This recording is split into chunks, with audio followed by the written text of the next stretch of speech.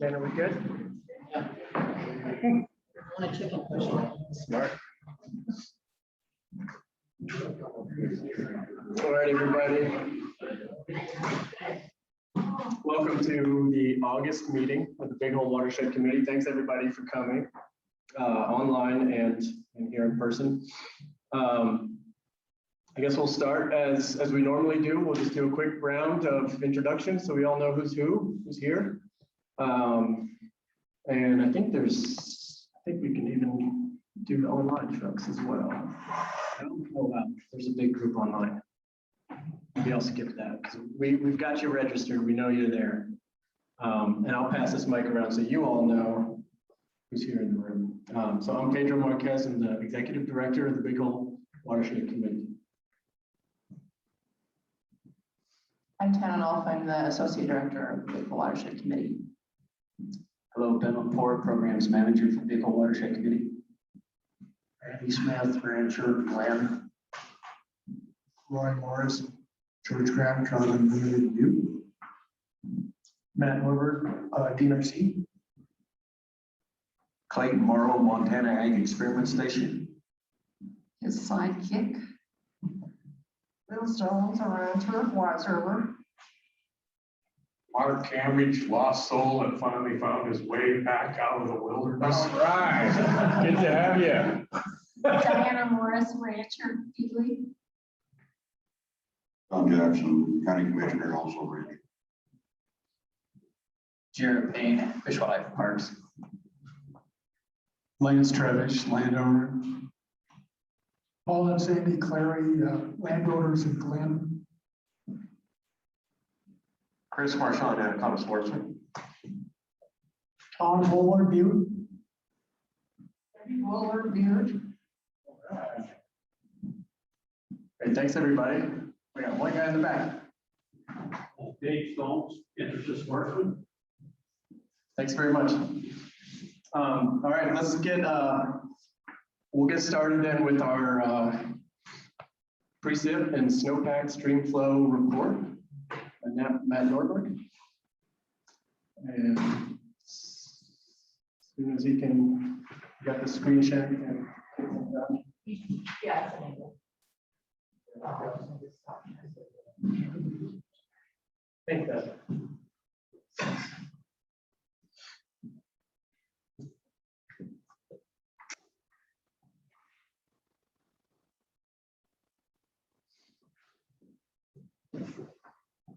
I think everyone can see that.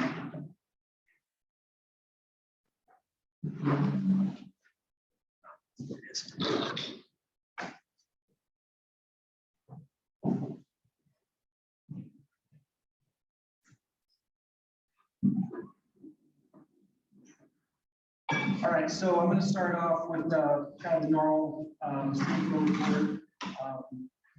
Not much to talk about the stream flow because there's not a lot of it. As you guys all know, everyone knows around here, we're well below average. This time of year, it's been a real tough year. We've had fishing closures and restrictions, for most of the summer on some stretches. And just these really hot and dry conditions that we've been experiencing since June have just really been hard on the river and the tributaries this year. And I also want to mention that I worked this report up yesterday, so these numbers could be a little bit different. So let's go over it all day today. So anyways, here's just a chart with the numbers for USGS gauges, and then I think I had mentioned last time that 4 of the gauges in the upper watershed were being transferred over to DNRC. So that was the upper side of Saginaw Bridge, the next bridge down, which is Meyer Lakes Road. We have another site in between there, and then all the way down to Dickey Bridge. And one of the things I was working on today was getting temperature thermistors installed at these sites. So Dickey Bridge already had a thermistor, but then the other 3 sites we just installed today. So that data should be coming up online here with the next couple upgrades.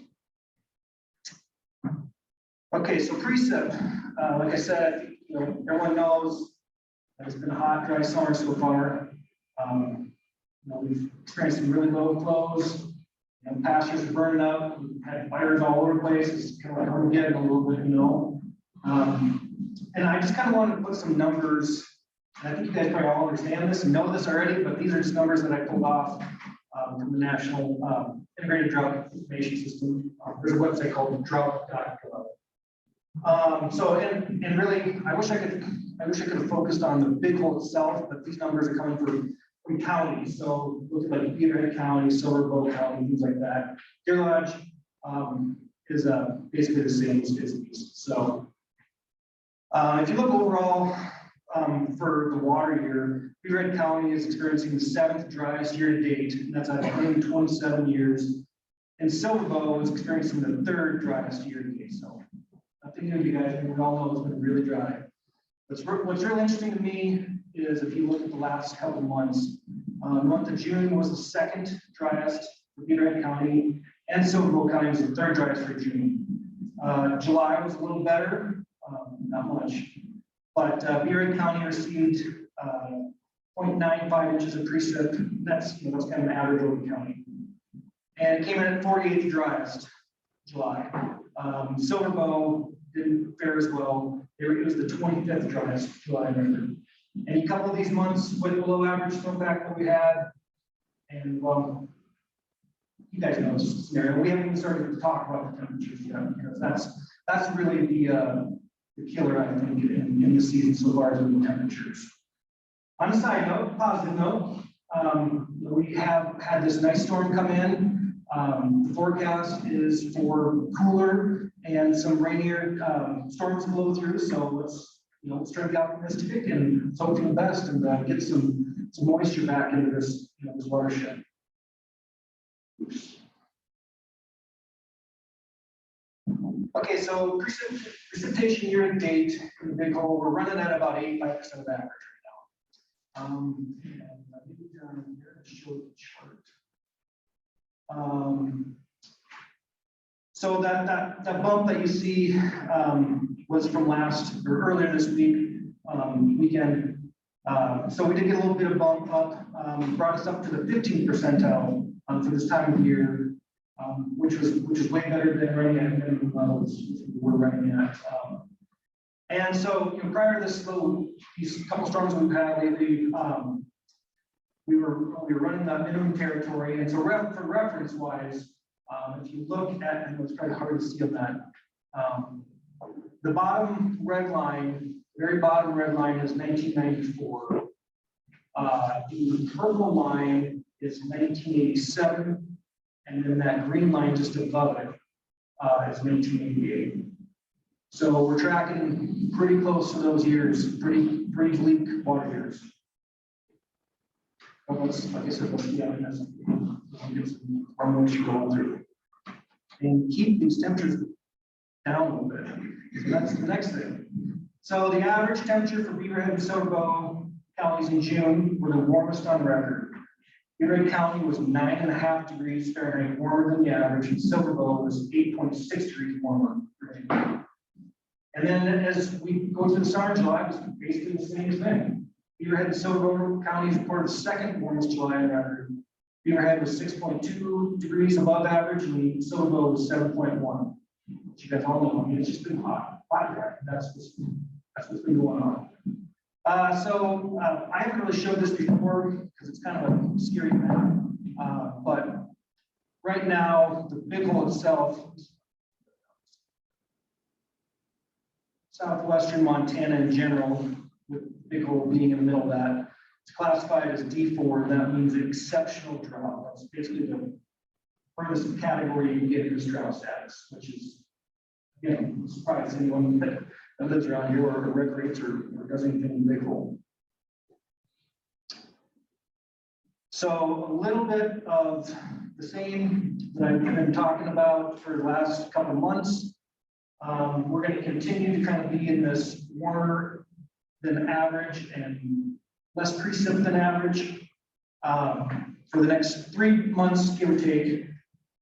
But there is a possible transition that the modelers are coming up with that they might be transitioning to a La Nina event. And that can lead to some, above average moisture for Montana. Didn't we have your La Nina last year?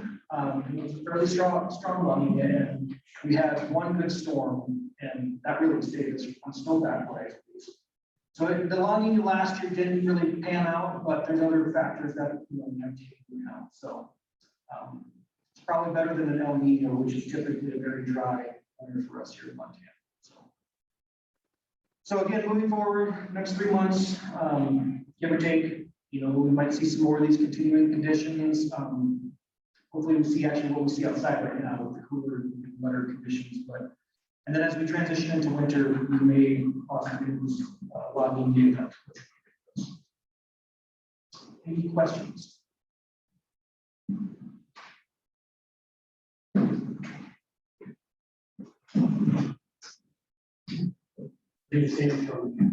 From what you see from this system that's coming through now, and I know it's not in your data because you did it today, but I'm seeing more moisture up north than the west, unfortunately. But I mean, your forecast for quarter inch here, half inch, something like that, some thunderstorms. It's really pleasant. But yeah, it's supposed to be cool through the weekend with this dual and chance of rain, so that's good. Yeah. Any question? So when the NRC takes over those 4 sites, you have with people, are they still good on those site? No. So we're just search for them. Right, so what they've done right now is, the question was, the 4 gauges that DNRC took over, which we took over July 1st, are those on the USGS site? No, they're not. They actually appear, I show you.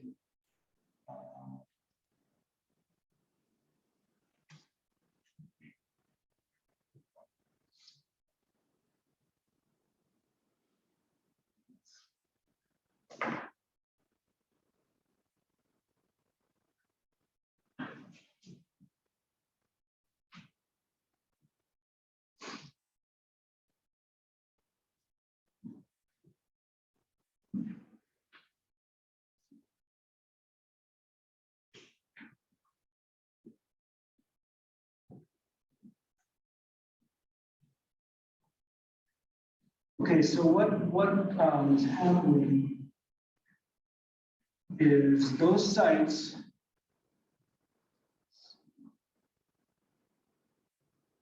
Oh, they actually took them off. This is new. So what they had before was they actually had the same sites on their website, but then if you go over to the right in the gauge height or the discharge column, it said discontinued DIS. And then, so what they had was on there, so you could click on their station number, and it would take you to our DNRC website with the 4 gauges that got transferred over. So, I can put this up.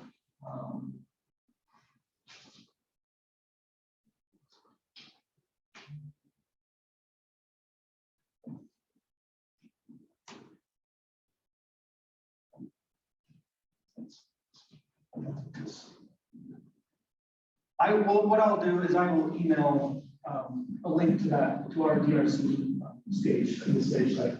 Yeah.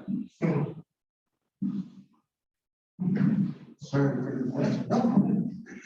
Is that at the same place that the site on Watershed resides? Is that another?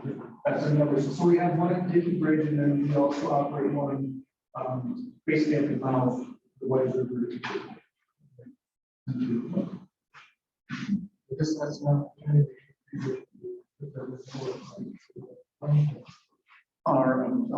I'm on it. So this is a perfect opportunity to highlight the fact that on our website, bhwc.org/river-conditions, you'll see the tool that we use, and all of the gauges on the big hole are in that one spot. So if you go there and kind of scroll down, you'll see the data come up, and you can scroll through the data, and all of the sections are described and the conditions and what kind of restrictions are on there. You can also click on all of the different gauges that are operated regardless of who's housing them, whether it's USGS or DNRC. So I guess all of a sudden our sites become one of the only places where it's all in one spot, just like we planned. Okay, so we'll move on. Make sure I get the order right, but we'll get to my report. So let me just share my screen here. And right there. Is that working? That's working good for you guys? Okay. All right, so it's been a couple months. We take off in August because it's just a very busy time. I mean, we take off in July because it's a very busy time for everybody. So I'll just hit kind of the high notes for things that I'm worried about and thinking about. The first is, I think, given the kind of ridiculously terrible water year that we've been having, a big thank you and note of appreciation for the fact that, the river did not go dry, has not gone dry. And we're seeing a tremendous amount of cooperation and sort of togetherness, I would say, for lack of a better word. Ranchers all over the watershed have given up a ton of water to make sure that the river stays wet. We've seen outfitters and guides before hoot owls were even put on. We saw them voluntarily, kind of among themselves, putting on their own voluntary hoot owl and getting off the river early. So we've seen a lot of that happening. I think it's worth saying that and calling out the appreciation that I think everyone should have for the cooperation that we've been seeing. There's some things that are just kind of out of our control and outside of completely having businesses just fail left and right. Everyone took what they needed to survive and fished as much as they needed to keep their businesses going, but otherwise really had their longevity and the resiliency of the resource in mind. And I think that's a testament to 25, 26 years of this committee and just the general spirit of cooperation that we've all had. And with that also is all of our agency partners, folks that are in the room. Garrett and Matt have been running around really gluing all of this together and getting people on board with giving water back and doing everything they can to kind of preserve the resource for the long haul. Because with all this said, hopefully next year is not as bad and the fishery and everything else kind of bounces back and everyone can kind of continue with life as we used to know it, right? All right. Next thing, kind of on the same note, is been doing a lot of, with all the doom and gloom that's out there, and every news story is like, oh my God, it's fire, it's drought, and it's all this. At the same time, collaboration and collaborative conservation does work. 1988, the river went dry, and we're having a very similar water year, and it hasn't gone dry. And the difference is, I think, this collaboration that we've got going here. A couple exciting on that note, I think I'm seeing interest in what was started here at the Watershed Committee, and other groups in other parts of the state are trying to do the same thing as far as voluntary drought management. So MTPR has approached us, and they're currently in the process of pitching a story for their Shared State podcast, kind of highlighting the work of this organization and all our partners. There's another group called Stories for Action that is producing a 8 to 10 minute video highlighting the work that this group is doing. We've had some interviews already done with a range of stakeholders in the watershed, and a few more to go. And we're looking for a release of that, I think somewhere in January coming up. And I'm also got a couple letters to the editor, things to put in the newspapers, to also just get the word out. And I think if everyone here could also get the word out when you hear the doom and gloom stories and people talking about how awful it's been, also share the work that also is happening and all the positive things that people are doing with the resource in mind. So just kind of a little note to we can message out positive things, you know. I was tickled to get a text from, you know, not to call you out, Diana, but when you sent me a text about the structures we put on your place, and you said, "Oh, the grass is still green here, even though there's not much water, but the grass is still green," because we put a bunch of, you know, water retention structures, and it's still green, right? So there's little things we can do. They're not going to save the watershed, you know. We're not going to. Her place isn't going to save the big hole, but little spots of positive here all over the place, and that's a positive direction, and it's something we can all feel good about. In that light, our partnerships, I feel like, are expanding real well. We've got a good thing going with the Forest Service at the Elkhorn Mine. We've proposed we've got a partnership agreement with them now. I'll let Ben will probably touch on that. On the Eastern Pioneers, we've got work lined out with the Nature Conservancy and the BLM. We're working on a partnership agreement for next year with them to continue working in the Eastern Pioneers. With Fish, Wildlife, and Parks, they're working on a procurement now to, you know, secure the Big Hole Watershed Committee to continue management of the Anaconda Upland Superfund site for, there'll probably be a short contract this time, and then a bigger contract, kind of a long-term, to continue the work that we've been doing up there for almost a decade now. We had a great visit with the High Divide Collaborative, where we hosted some of our project sites looking at aspen. There's a lot of interest in aspen forests in general, what benefits that they have, how they interact with lodgepole and conifer. We have a bunch of projects where we're trying to kind of pick out the aspen and cut the conifer out from around them to let the aspen, give the aspen some room to grow. In the case of the Anaconda Uplands, where we did this work, it's all about habitat for the critters that they prefer the aspen to the lodgepole, right? So that was really informative. We spent 2 days around the Sugarloaf Lodge in the Mount Hagen Uplands, really geeking out on aspen. There were some pathologists and entomologists looking at all the bugs and critters that live in and around aspen. It was great. And lastly, there's a network called the Riverscape Restoration Network. Ben's been attending these meetings. And Laura Zemer, who's one of the head lawyers at Trout Unlimited, invited me to speak to that group next month about permitting for these low impact stream structures, the kind of BDA structures, beaver mimicry. We've been dealing with trying to permit these things with the Army Corps for a while, and there's a lot of interest in figuring out how to streamline that process. And we've done arguably more of those structures in Montana than almost anyone. So we'll be lending our expertise to that conversation. Continuing on with watershed restoration planning, kind of looking at our watershed as 14 sub-watersheds, and there's a lot of interest from all our partners to kind of, there's been a lot of interest in the Wise River, and we're throwing some grant applications out there to get some money to continue that work. Just making sure that the Wise, really it's the most amount of flow that comes into the Big Hole, it's the biggest tributary. We need to make sure that that one stays cold and wet and full of water. So there's a lot of interest from the Forest Service to Fish and Wildlife to FWP, DNRC, NRCS. Everybody is interested in us kind of leading the way to help make improvements in that watershed, including ranchers and landowners that live there. They want us to do that work too. So we'll follow, you know, Liz's lead and keep that work going. And lastly, these two photos up here, well, second to last, these two photos are of just a couple days ago. We've been out with the DEQ in the French Creek watershed.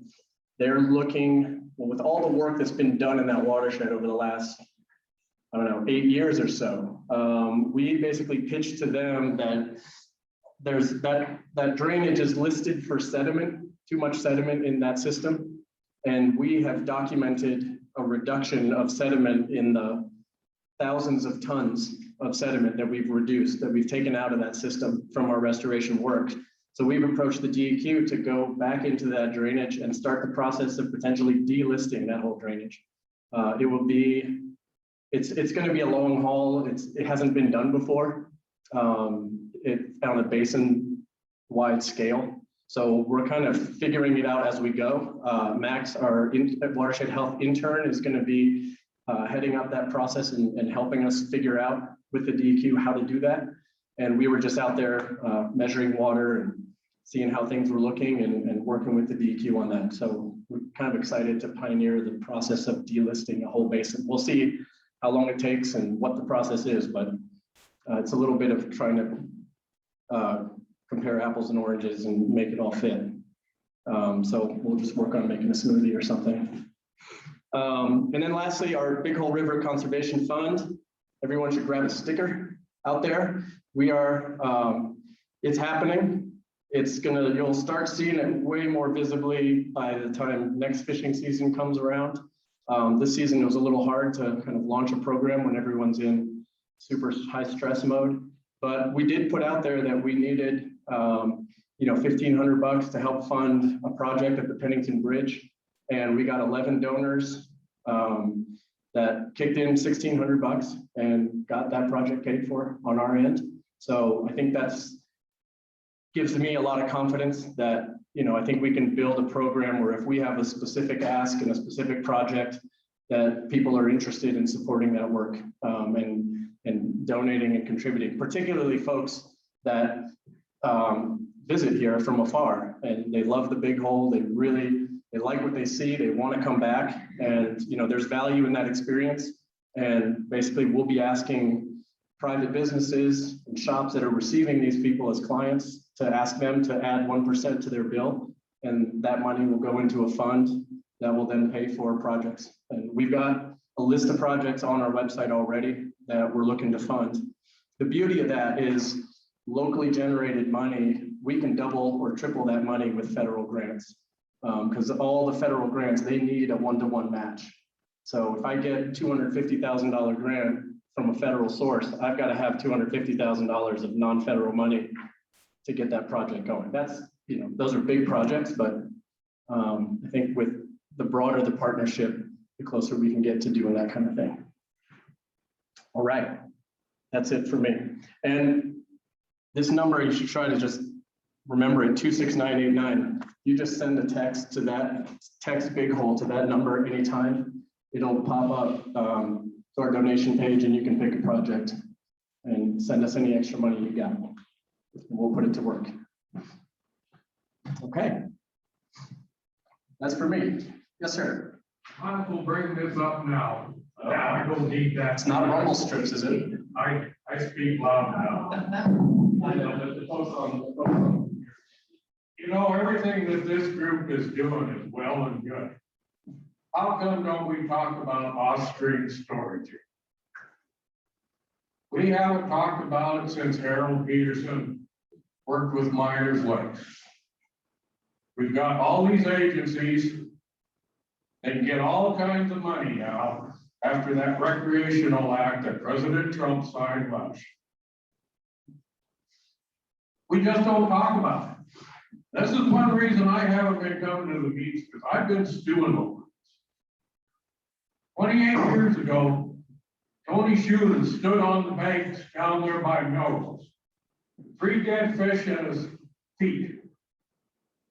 A couple years later, we started this group. And I thought, okay, I came on 6-7 months after the fact. I thought, pretty good diverse group here.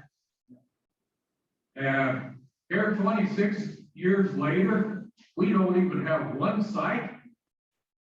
Why can't we get aides or even the congressional delegation to come down here? And something else, why can't we get together with some of these other watershed groups in this state? I mean, this little stuff's well and good, but I think we're swaying away from what our main purpose was.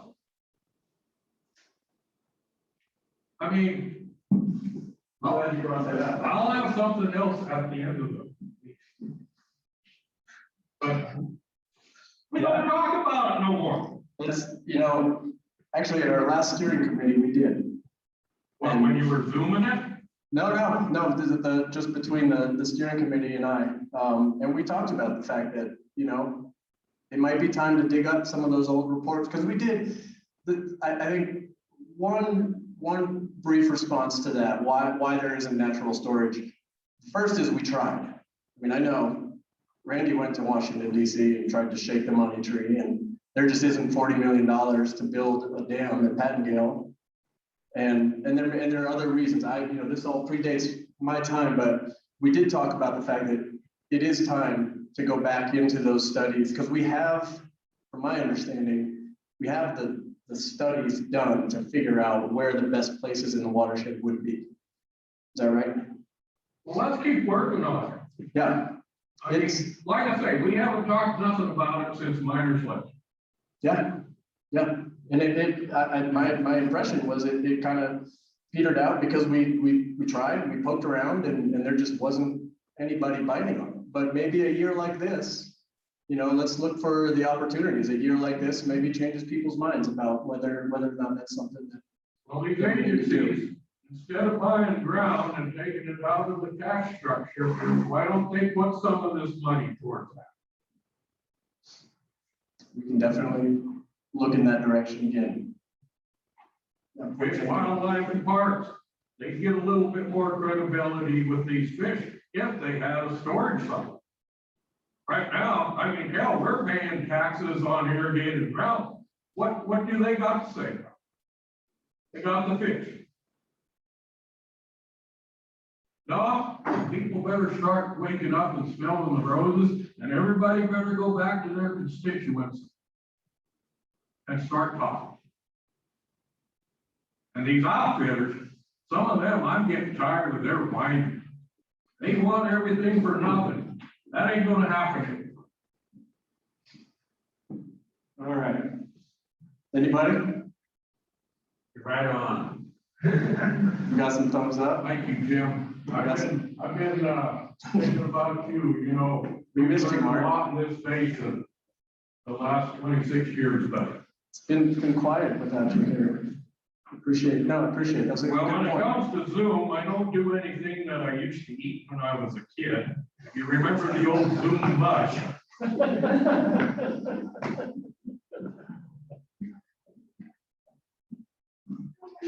Can we quote you on that? Quote me on that. Conquer now. Yeah, absolutely. First of all, Mark, we missed you. Thank you, Roy. And the other is, it looks to me like you must have got to the highway because you're filling in the rumble strips. Did you have anything to notice that? No, I didn't. I could go smooth and then smooth. So, I've asked everybody about.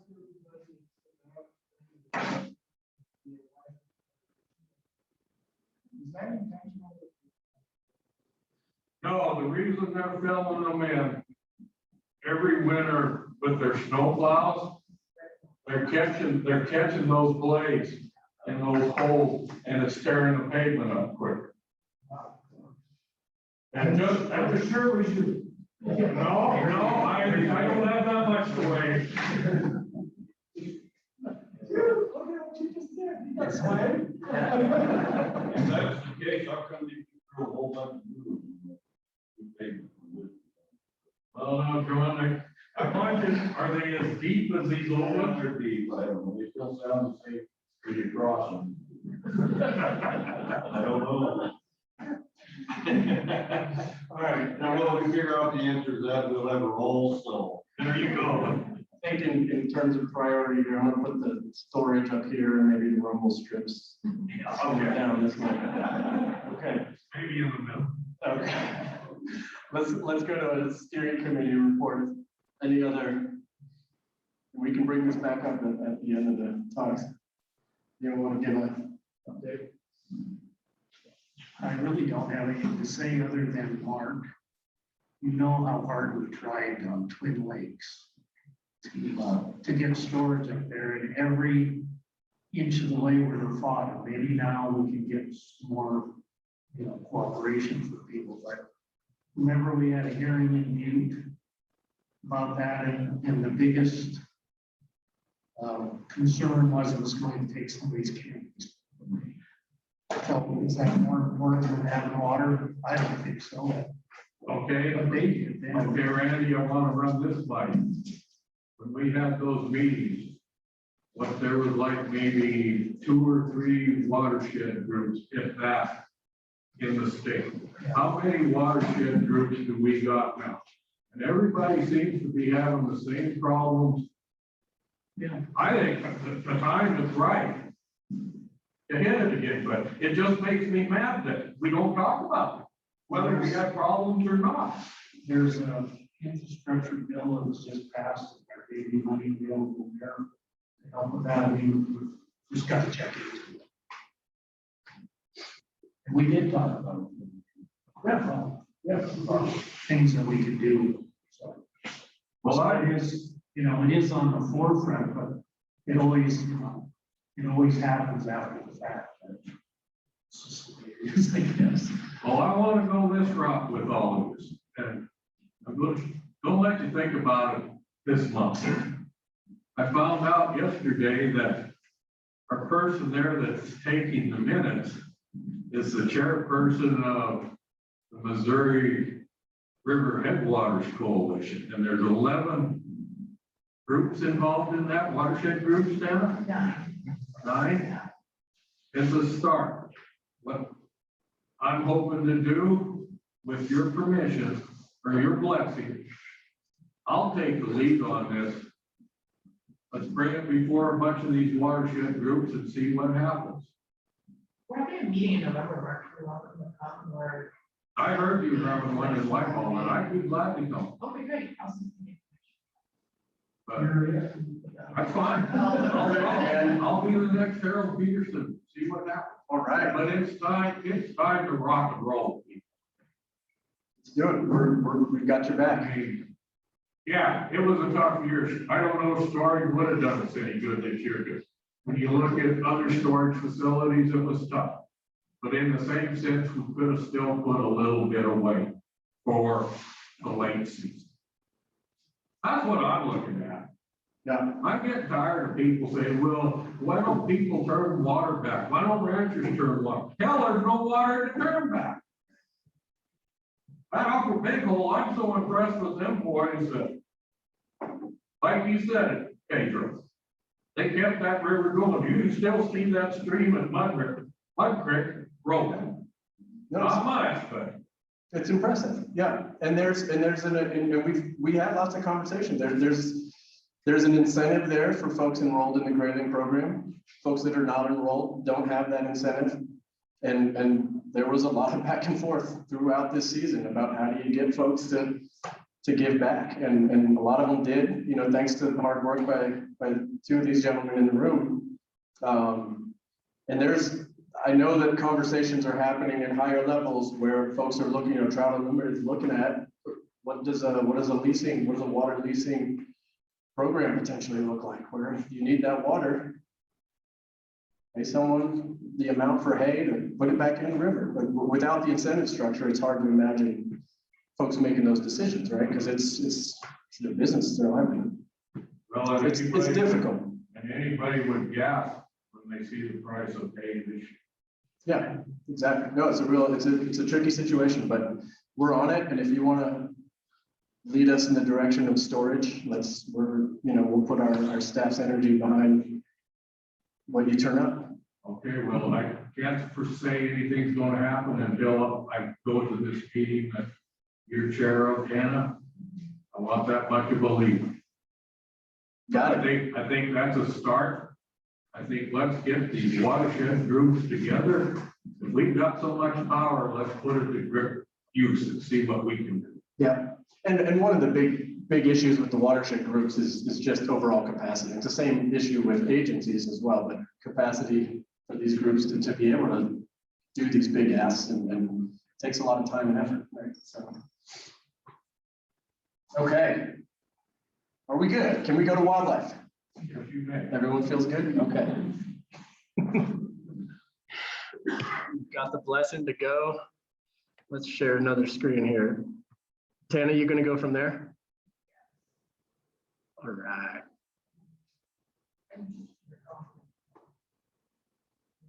Right there. Yeah. All right, so as far as wildlife, the main thing we have going right now is our Upper Big Hole Range Rider program. So this is Chet's, I think it's his 11th year in this capacity, and he monitors U.S. Forest Service grazing allotments for livestock producers from July 1st through September 30th each year. And what Chet does is he basically is just monitoring carnivore activity, especially wolves, and checking on livestock and livestock conditions. The goal of this program is really to help livestock producers and large carnivores share the landscape by finding and reporting carcasses quickly to wildlife services to help ranchers get reimbursement for their losses. Just kind of keep the wolves moving and aware that, you know, there's somebody out there on the range with them, keeping an eye on them, and informing producers of wolf locations and activities.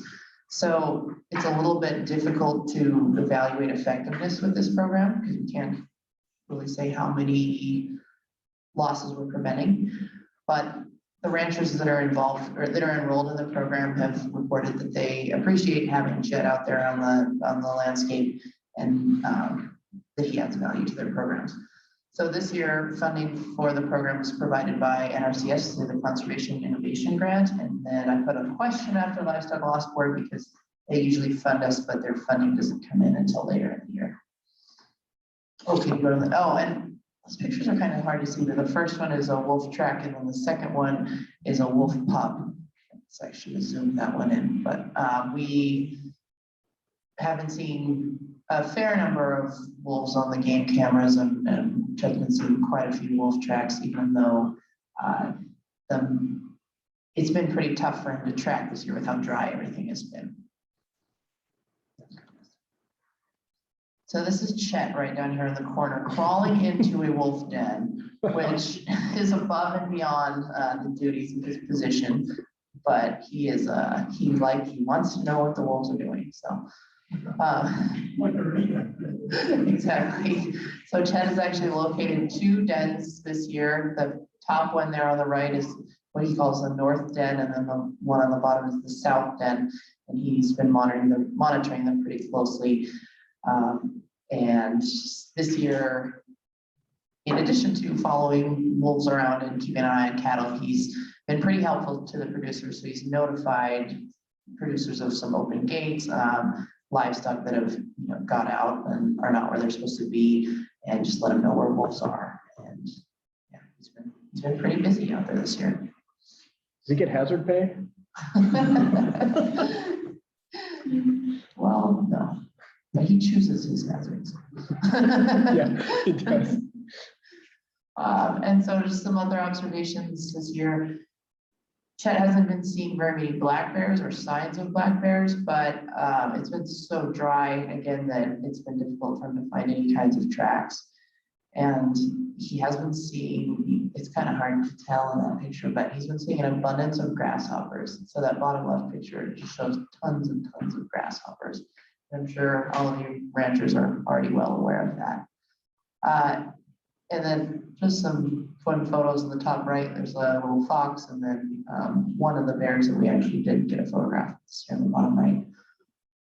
And yes, that Chet will keep doing that until September 30th. And we've also got him kind of participating with the SIG research group through that NRCS grant this year. I'm very interested in Chet's work because it turns out he's kind of a unique range rider. So a lot of the other range riders do more traditional work with with livestock, whereas Chet he's pretty focused on the wolves. So and that's really all I've got. All right. All right, and we'll follow that up with the restoration report, and after that, a quick break, and then we'll get to our main event. There it is. Ooh. Do you want the notes view? No. Okay. All right. All right. So the last month and a half of my workload, the majority of it has been consumed up at the Elkhorn Mine and Mill. In June, we completed our first round of water quality sampling. This sampling is funded by the DQ's Volunteer Monitoring Lab and Analysis Program. So last year, we did 2 events, sampling events up there. And then the work that we're doing this year is a continuation of that effort. And so in June, we did a high flow water quality sampling. And then in the fall, we'll follow up with a low flow. It's pretty low in June already, but even lower now in September. We'll follow up with another round of water quality sampling up there. Really this year, we're extending further down the Elkhorn mine and actually going up into the Park mine to see how that water is kind of influencing the water coming out of the Elkhorn mine. So I've also been working on this, it's a quality assurance project plan and sampling and analysis plan for our upcoming soils characterization effort. And this thing is basically a document that the Forest Service needs to see that we're following the right protocol, quality assurances and quality control throughout our soils data collection effort. So they need to make sure that when we're doing our soils characterization, that we're doing everything per code, if you will. So that's a pretty beefy document, but we're about to get the sign off on that hopefully, and then start that soils characterization effort in September here. So big push for Elkhorn coming up. Pedro hit on the French Creek assessment and delisting effort. Max has been a huge help with that. You know, I've been out with Max, I've been out with Pedro and I, Max and DQ folks were out earlier this week doing a big data collection effort there. So yeah, I'm excited to have Max on board to kind of take the next phase after the field season's done and kind of take the bull by the horns and work with DQ on the next phases of this delisting effort. Yep, and McGever. Actually, yeah, so that's the photo of Max and McGever, who is an intern with FWP and Travel Limited this year. And yeah, and the photo right there is actually me taking a water sample out of the Park mine. That's a flooded shaft, actually, it's plugged up. So, you know, we thought it'd be worth going up there and seeing what the water's like up there and comparing it to the water coming out of Elkhorn. Pedro also hit on this High Divide Collaborative Aspen workshop. That was a super neat experience for me, just great experience and exposure to see what the latest and greatest is on aspen restoration. You know, we all know that aspen's a very important part on the landscape and ecologically speaking. So it's just a great opportunity to be a part of that. Also, I've just been working on these fall projects I have coming up. I have a bank stabilization project in the upper Big Hole and one in the lower Big Hole near Glen. The upper Big Hole ones near Wisdom. Working on permitting on those. Gearing up for a bank planting project that we have going on near Melrose. And then also getting our Upper Creek, or our Upper Oregon Creek, just see that Oregon's still around, BDA installation project. There's some permitting hoops that we have to jump through that Pedro mentioned again with this low-tech process-based restoration work. So we're going through that process right now. And then lastly, I wanted to highlight and touch on our Messick Restoration Volunteer Day that we had last Friday. It was a huge success. We had a really great turnout. We had 21 participants show up, a couple different agency folks there, different groups were there. Yeah, we had a great time. Built 37 of these rock Z-dike erosion control structures that are meant to stop erosion and incision in these ephemeral drainages. And yeah, we just were laughing and smiling, and we had a lot of good work done on the ground. So I'm hoping to do more of these types of events because one, they're fun, and two, we just got a ton of great work done. So a big shout out to Anaconda Sportsman and the Skyline Association. They actually paid for the rock that we needed to do this work. So That was great partnership there. And a big shout out to Sean Claffey with the Nature Conservancy. We couldn't have pulled off this event without Sean. Sean was there helping us build these structures. He's done tons of these things throughout Southwest Montana. So he was a huge part of it. And yep, and FWP was a giant partner too. So yeah, big success. Yeah, go ahead. What do you find out about the water from the line? We don't know yet. It's in the lab right now. Yeah, but we know that it's hot. Zinc and copper, lead. Yeah. There's a,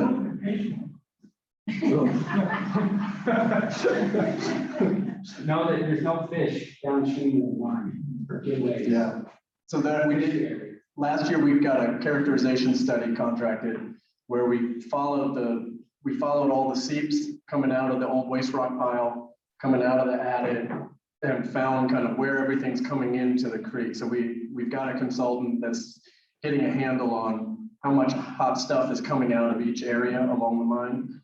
And really with that effort, the Forest Service has gotten real excited about more momentum up there. You know, it's that same thing. They don't have the capacity to bird dog a project like this. So when we step in and kind of keep it moving, all of a sudden they start finding pockets of money. They're like, oh, well, actually let's keep going. And then, you know, Ben successfully wrote a grant with the Bureau of Reclamation that we're going to be contracting later this month to keep that effort going. So we're heading in the direction of creating a remedy solution for the Elkhorn. I mean, it's water that's coming out of an open adit all year round, all the time. So whatever, it's got to be a perpetual solution as well. But we're well on our way. We're much further along.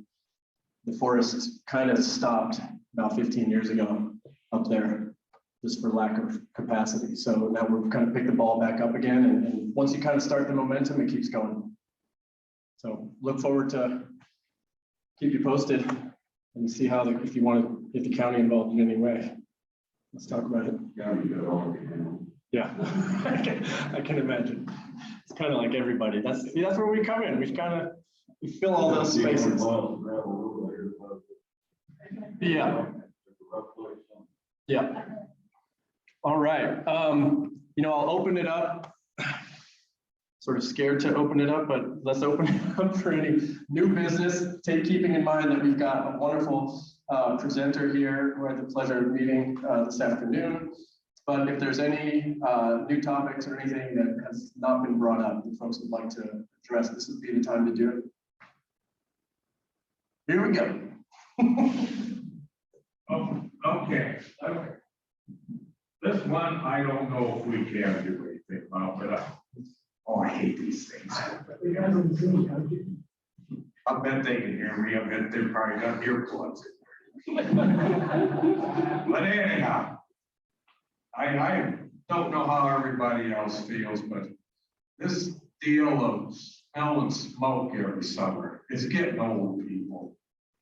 I mean, and I think it goes back to these watershed groups that are popping up. The whole state was on fire this year, and they're going to be on fire until the snow flies. I would like to get our congressional delegates here for a meeting and just visit with them. What can we do to change that one law where one single person can appeal a timber sale? Liz Jones told me the other day in the Beaverhead Deer Lodge, and John, if you want to correct me, you can. There's no I'll correct you. not public at least. Well, there's 12 pending lawsuits right now. And you know the sad part about it is, folks, if they would get something done, but once they throw them into that lawsuit segment, they hang them out there for years. Nothing happens. I don't know where the heck we're at now, you know, between these three fires that we've had up here in the Vale. I would say 80, 90,000 acres. And like I say, you talk to any of the fire people, they're not going to go out people until the snow falls. unless this keeps up for 30 days. I would just like to see if there's some way we can encourage our congressional delegation to take this thing by the horns and see if we can get a law changed so we can manage the timber. You know, everybody talks about climate change. Okay, I might give into it, but if the climate is changing, shouldn't we change our management practices for this timber? I mean, should we just let it burn every year? I mean, go back and look at some of them previous burn sites. I mean, there's still nothing growing. Maybe we want to outdo Idaho and become the new Craters of the Moon monument. I don't know. But I think it's time we put that on the list. And Dan, I'd like to bring that up in November too, with your blessing. I mean, in reality, I haven't gotten, well, I got kind of a blessing on the water, but you know, it's just to the point, people. These are resources we've got to start doing a better job with. I mean, we've come a long ways, but you know, there a couple of years ago, Pedro, when I told you that let's start doing something with timber management, and you know, you started on private. Well, heck, the private people are already doing something. I mean, I can remember that timber sale across the river from John Reinhardt. Well, both Anaconda and Butte Sportsman, they were all in an uproar over it. Go back and look at it now. It looks great. Dennis Kirkpatrick, he just did one heck of a timber sale up there on his private ground. You look at what that thing's gonna do 5-6 years down. Bill Ralston had that little timber sale on his place. Right, I was gonna bring that up, is you wanna say something about what you saw there with the older fire? The Christensen fire is burning around that fire, or is burning around all that timber that the Kirkpatricks removed up there. Just because they've gotten rid of all that old timber and thinned wood timber and made some room for the trees to grow and be beautiful and get rid of the bug kill.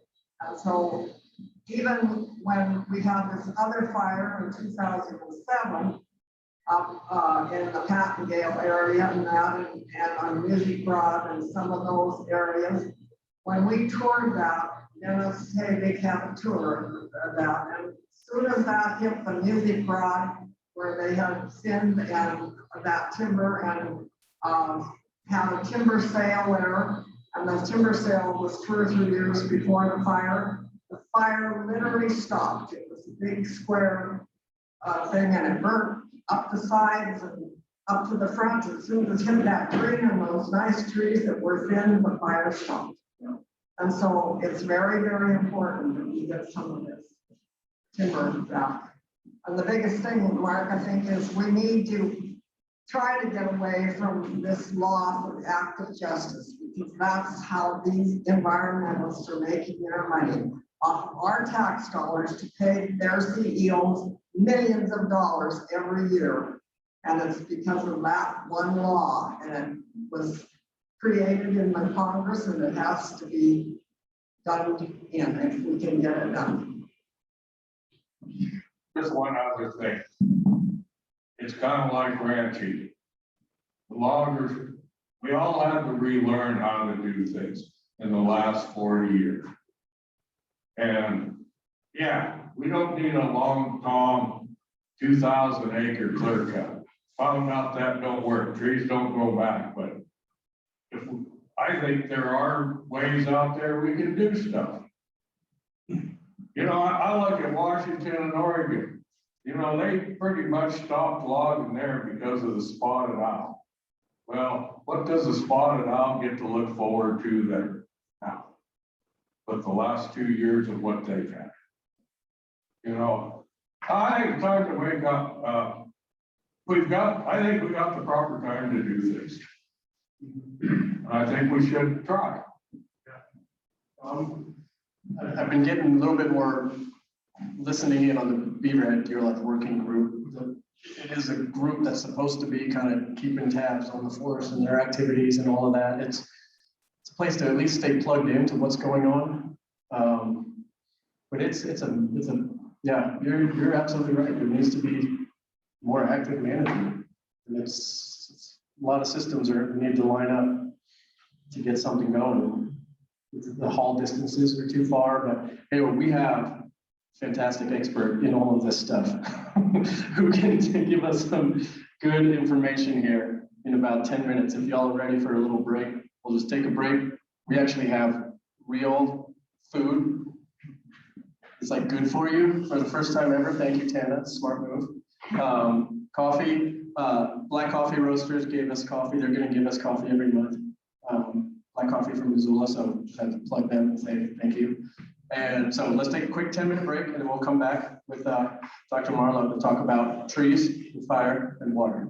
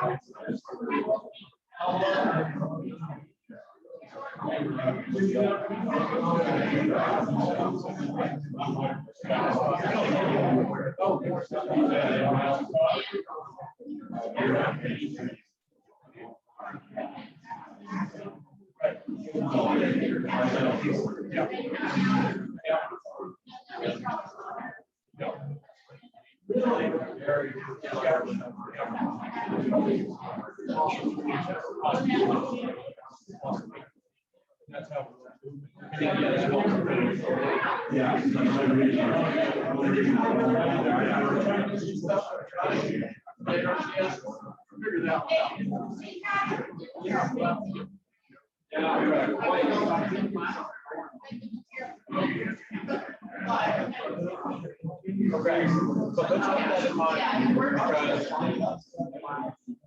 because there are some bigger grant program containers, yes, they kind of have, I have to kind of line up a bunch of them. But if I can get that, if you're interested in, you know, they would support that.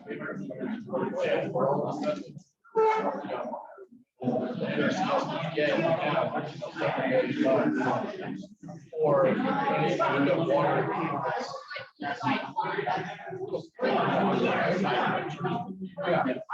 Yeah.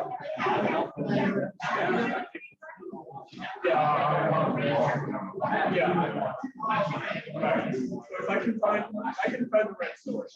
Because there's two small grant sources. And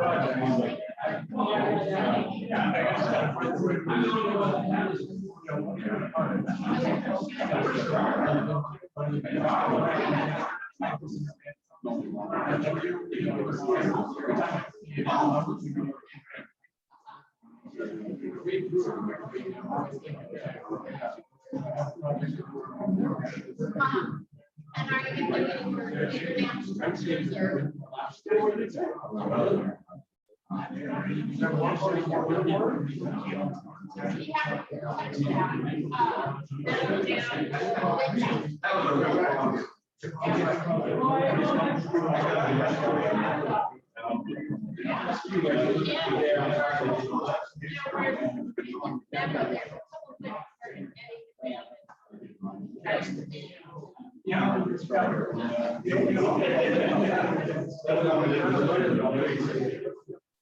When you have that happen,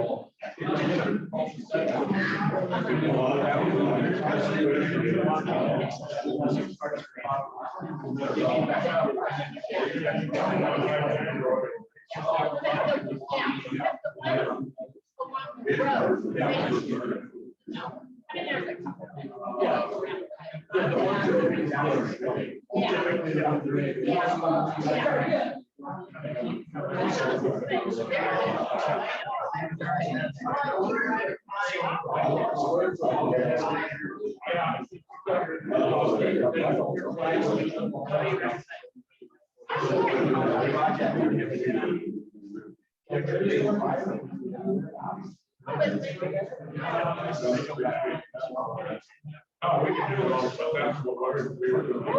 Yeah, these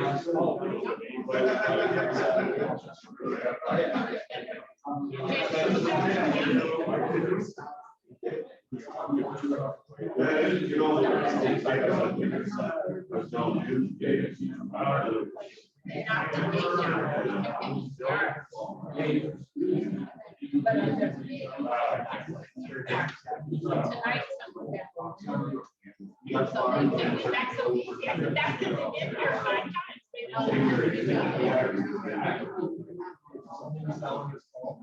Yeah,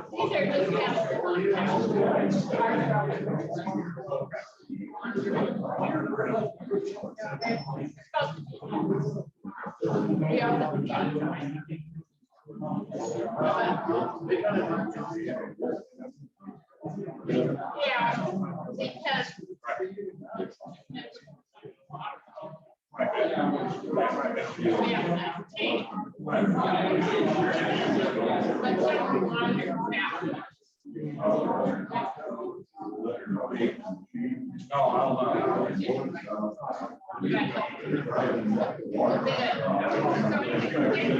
so that's you.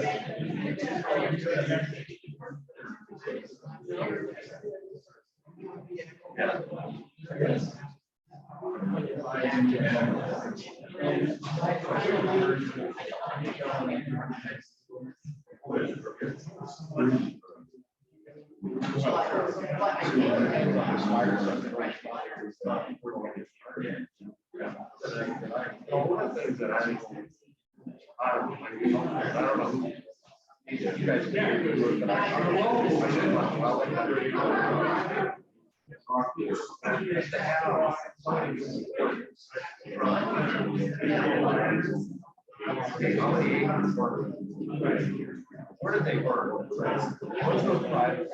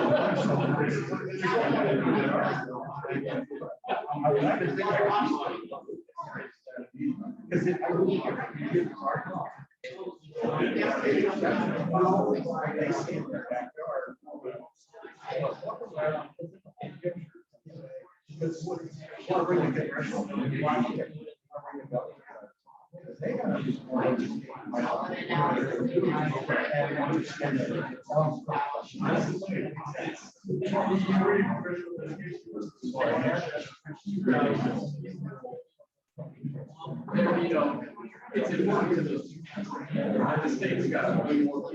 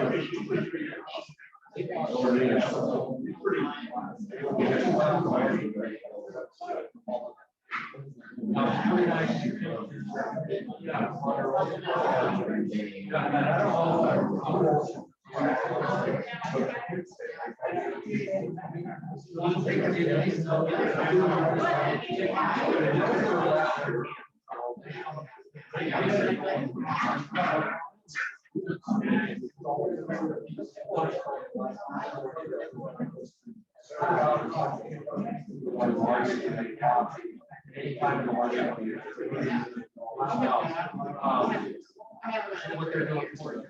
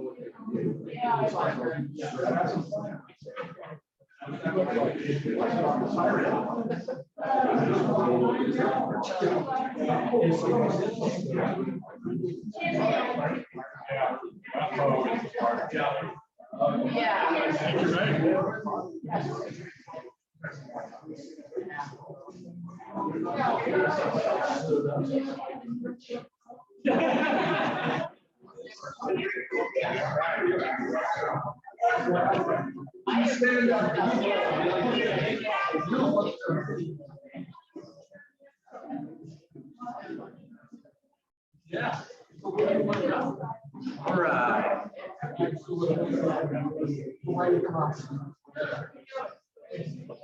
Yeah.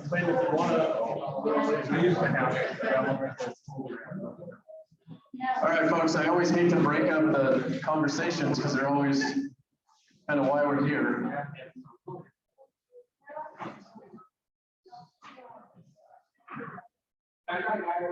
We've been talking fire and conifer management and water, and I'm just really delighted to welcome Dr. Clayton Marlow here. Had a chance to visit with him before this meeting and found out that actually he goes a long way in this watershed. He's been around and knows this place better than a lot of people here. It has a lot of insight into exactly the issues that are pertinent and that we've been bringing up, and we're seeing the effects of conifer management here in our forest this year. And so I'm really excited to present to you guys Dr. Clayton Marlow. Thank you, Pedro. I could be like Mark and say, I've taught college for 40 years, so I rarely need one of these.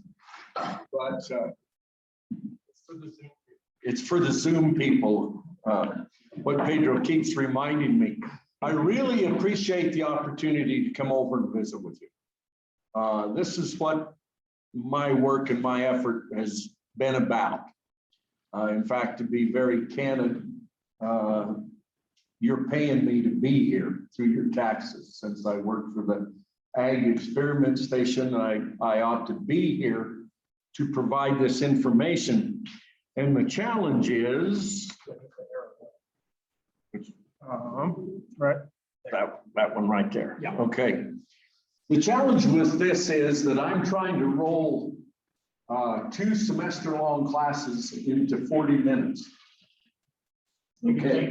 Take a roll. And here's the outline, the 3 general topics I want to try to present to you today.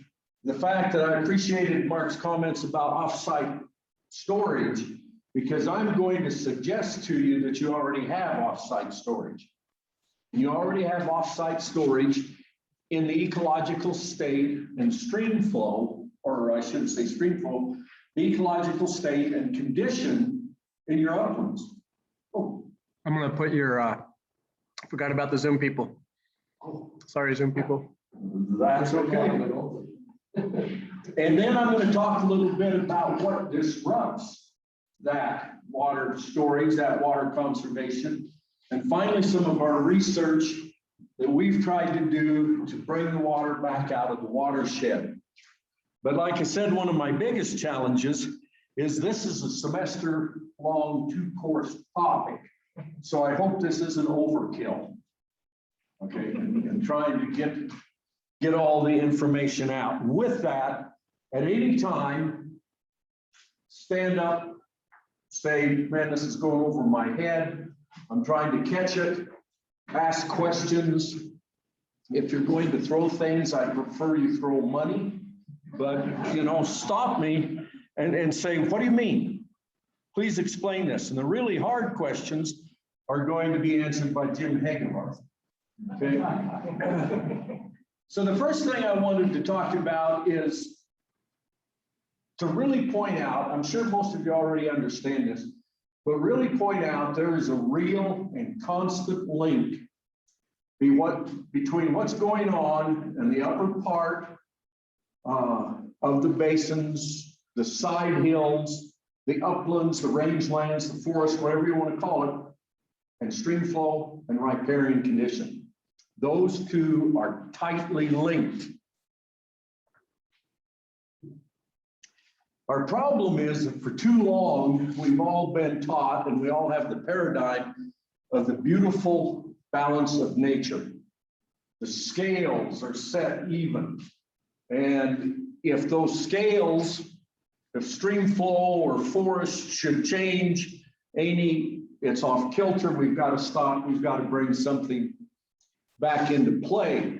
And I'm going to try to make the argument today that really the balance of nature is a dynamic equilibrium. It's a set of maximums and minimums. And that as the ecosystem moves back and forth between the maximum and minimum, that's the balance of nature, not the set of scales. And really, if you stop and think about this balance of nature, what it really says is nothing's ever going to change. That it's as lasting as the hills, the ancient mountains and the lasting hills. And so if there's a change out there, we should panic, we should run out, we should throw lots of money at it. I'm going to try to present the argument that's the other way around. We ought to let that change go, because that's what really brings harmony to our ecosystems. Here's the watershed, the Big Hole watershed, not quite this one. This is a very small tributary right here. We were looking at stream power within the watershed, but it still gives me an opportunity to present a couple of fundamentals. First off, a watershed captures precipitation. It traps it, it holds it. The mechanisms through which it does that are the vegetation and the soils. Okay? Each plays an incredibly important part in that capture.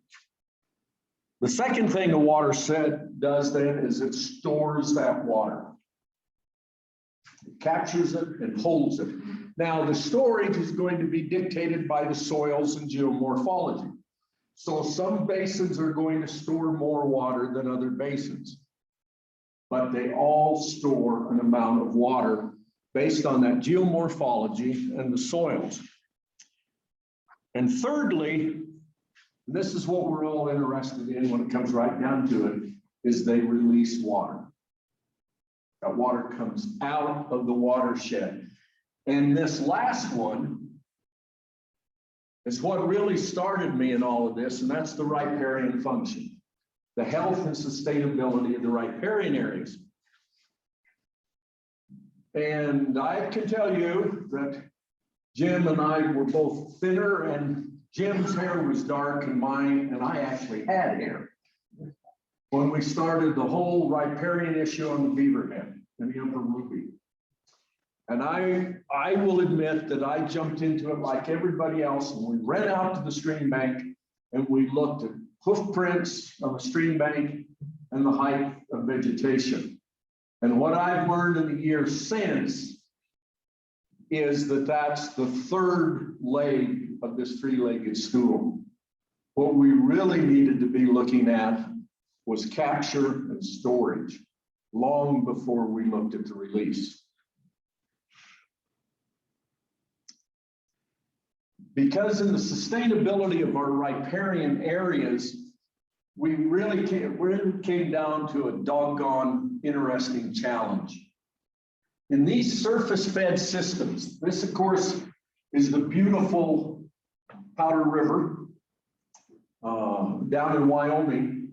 Those of you with riparian experience, fisheries experience, as you look at that river, is that a properly functioning riparian area? It's not a rhetorical question. Is that a properly functioning riparian area? Ooh, everybody's quiet. No. No, well, thank you, Randy. Thank you, Pedro, for being my guinea pigs. No, wrong. For a prairie system, that is a properly functioning riparian area. Okay? Because we started using this term properly functioning, everybody expected all rivers in the western United States to look like Big Hole. Okay? And if you stop and think about it for a moment, look at the Powder River. Those rivers don't have the template, the processes that are created by storage and release to be the same type of rivers.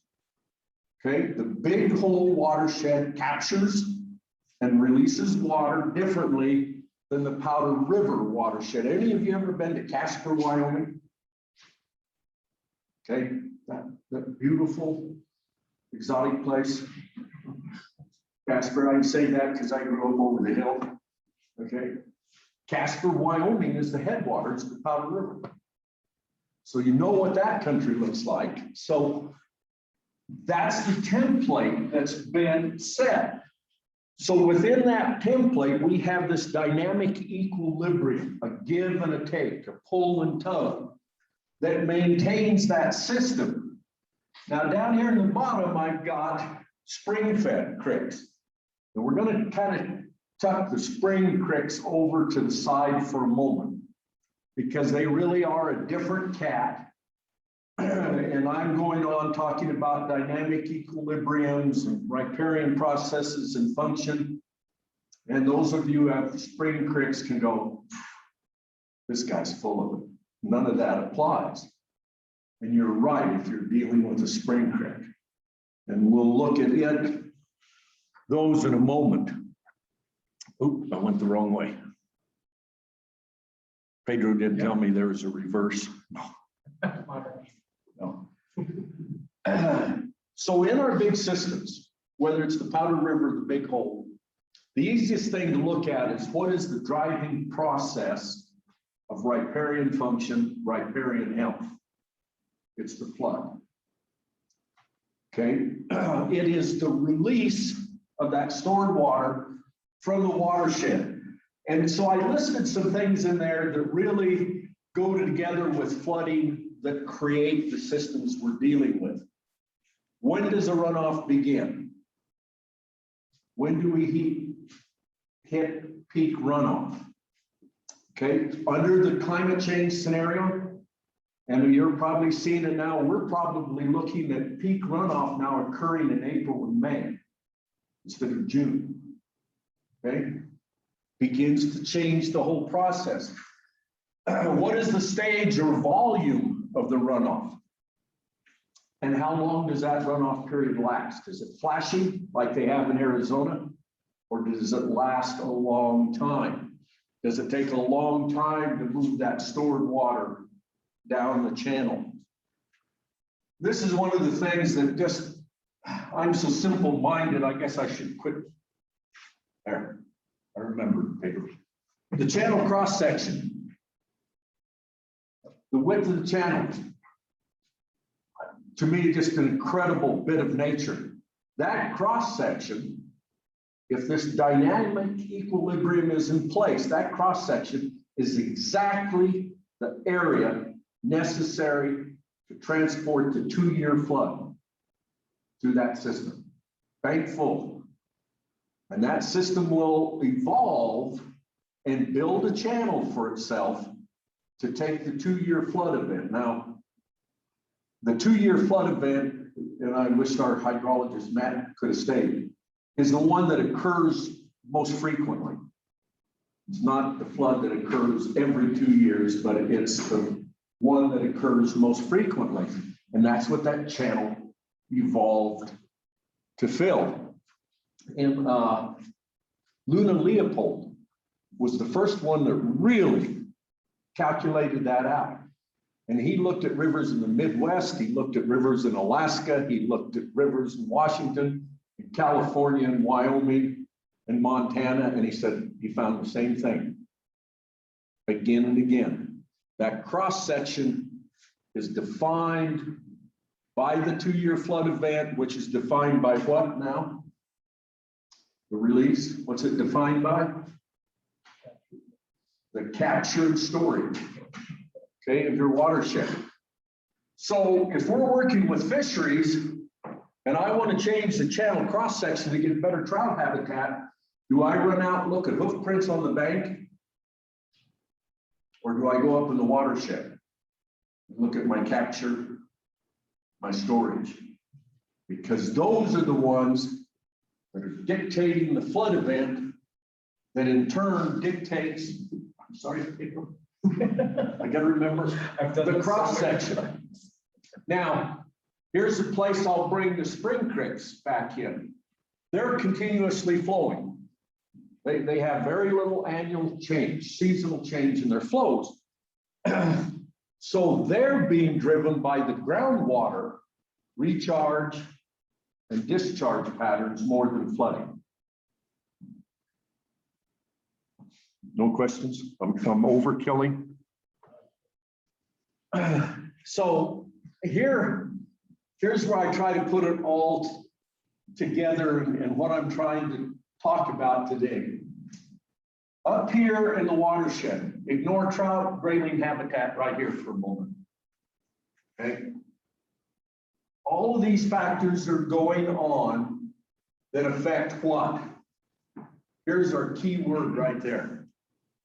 What does that affect? Bingo. Who said that? Raise your hand. Stand up, take a bow. All of these factors affect storage because all of these factors affect infiltration. Now, the annual balance, give and take between these, then produce the sediment load to the stream and the groundwater inflow into the stream that does what? The groundwater inflow is our late season surface flow. What we see in April, May, March, June is surface runoff. What we see from now on, particularly in a drought year like this, is groundwater. What's keeping this river alive largely is the groundwater that's coming in. And where does that come from? It comes from the watershed. Okay. So if we alter any of these patterns in here, they're linked, they're tied together. We alter this pattern right here. The first time I learned that was from John Buckhouse in the Upper Ruby. And we were just having a heck of a brawl going on in the Upper Ruby. And so I thought, I got to get somebody that's smart in here. Jim was someplace else, so I had to bring Buckhouse out of Oregon. And I took him up to the divide, up there where the Divide Ranger Station is, because we were working in Jones and Lone Butte Creek on the other side. And Pole Creek, I've got Pole Creek in. So I get up on top and I said, okay, John, this is the big allotment we're working on. I have this problem, this problem. I said, I'm going to take you down there. And John said, no. I said, "Huh?" He got out of the pickup and he said, "Pick me up way down there at that point." I said, "No, John, this is sagebrush. This is grassland up here. We're talking about the creek." And John said, "No, just pick me up down there." Then he started teaching me the lesson that what was going on in that Jones Creek, Pole Creek, Lone Butte system was up here. It was what was happening in the uplands. And what all of us were fighting about for riparian function was the secondary outcome. So I started looking into those factors that were driving storage, and I went backwards again, didn't I? Yep, there. Thank you. So I started looking into these factors more closely. And I won't brag about this, but this research was done about the same time I was in grade school, is how old this work was. But it is so good and it demonstrates the concept so well. I've never seen anybody come up with a better one. So in this Ephraim watershed down in central Utah, they ran a big study with collection weirs and stream gauges.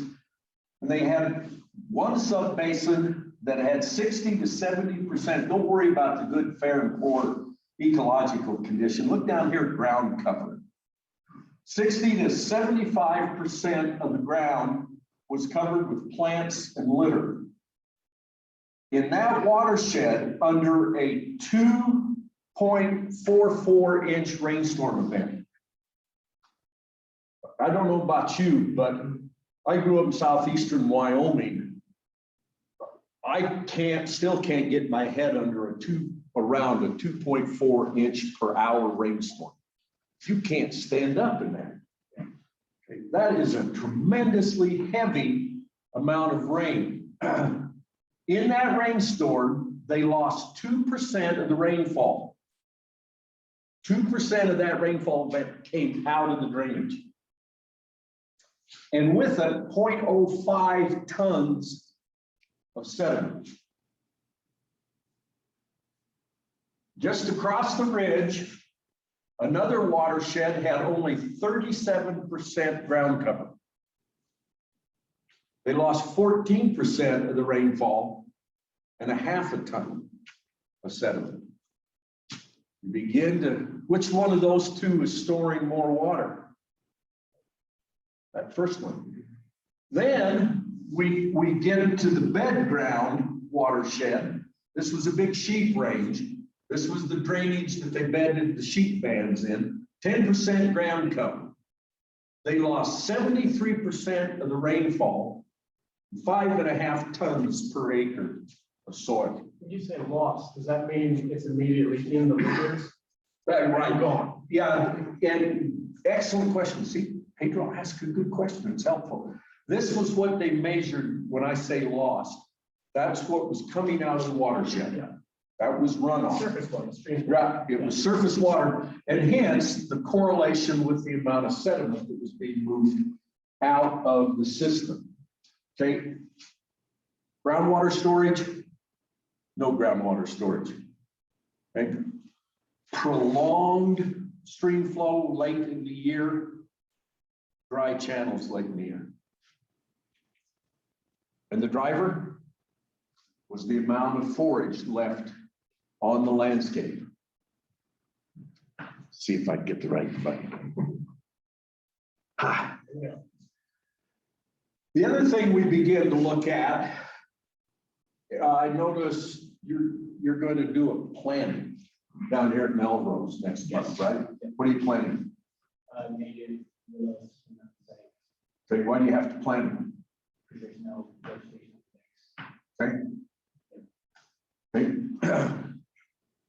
You have to plant them because the system isn't able to establish a nursery barn. Okay. Willows and cottonwoods are technically, even though they're woody, they're technically pioneer plants. They're the first ones that want to come in. They're the ones that are going to tie the site down.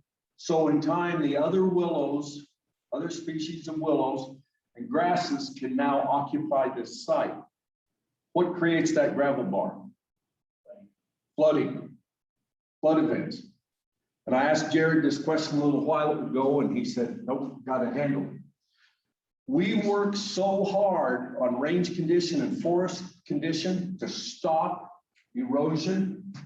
What else are we doing? Remember, these systems are linked. We stop the delivery of sediment to the channel. So no wonder he has to go out and plant willows. We're not making any new nursery bars. So in a highly balanced system that some environmental groups would want, you've got a lifetime job guarantee of always planting willows because there's no way for them to establish themselves. It takes this raw, coarse material to get a new cottonwood or a new set of willows going. Wait, I'll interject there that arguably the reason he's planting willows is because there's a house right there. And so all of a sudden flooding is not okay. Very good point. And that's what's. A very good point. Yeah. And in fact, I'll be a little cynical. If the river was allowed to be in dynamic equilibrium, it would cut that house away and deposit a new gravel bank just immediately downstream on the other side. And we'd have plenty of willows. But everybody wants it static. Everybody wants it the same. My house stays there. Lynn and I live up on the side of the mountain in a rock pile, so I can say this and get away with it. The easiest way to have a functional river bottom is don't build houses there. Sorry.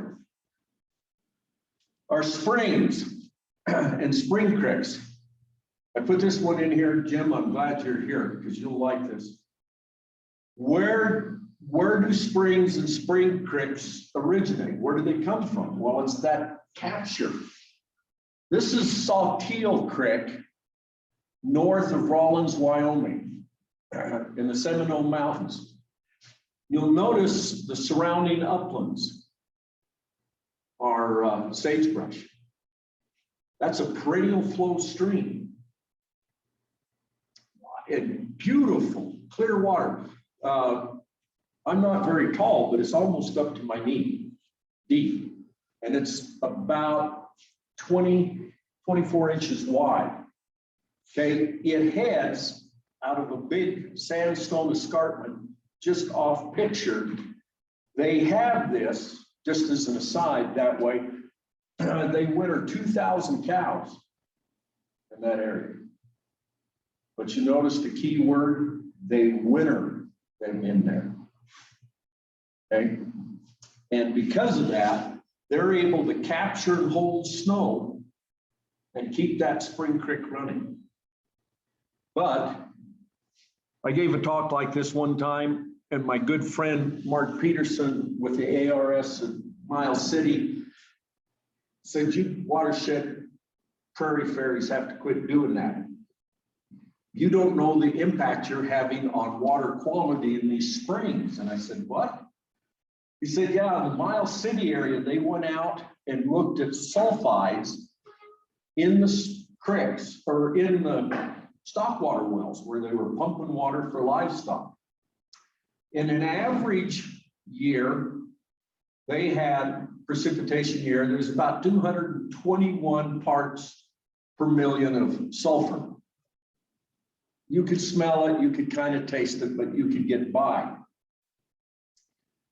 In a high rainfall year, it jumped up to 270. And that's what Mark was giving me a hard time about. He said, you get all this infiltration, you're washing more sulfur out of the soil into the groundwater, making it taste worse. But then he collected the low precipitation year data and he went, oops. So when you don't have enough precipitation in the watershed, you concentrate minerals in the spring, and now all of a sudden you have these really bitter wells during low rainfall years. So it really awakened me to the fact that even our groundwater is affected by the treatment that goes on in the watershed. So through time, go back to this one for a moment, these all create an ecological site. And the Forest Service, NRCS, BLM, all have little different names like Idaho fescue, Douglas fir types. But nonetheless, it's an ecological site. Well, what disrupts those ecological sites? What causes them to change? Well, we have two types: infrequent, large-scale catastrophic events and small-scale but repeated disturbances. There's the landscape level. The Yellowstone caldera and ancient Lake Missoula. They even changed the template. But what we deal with more than anything else is these little short-term disruptors. Right now we're facing climate change, and my conspiracy theory is that Smokey the Bear was a communist plot.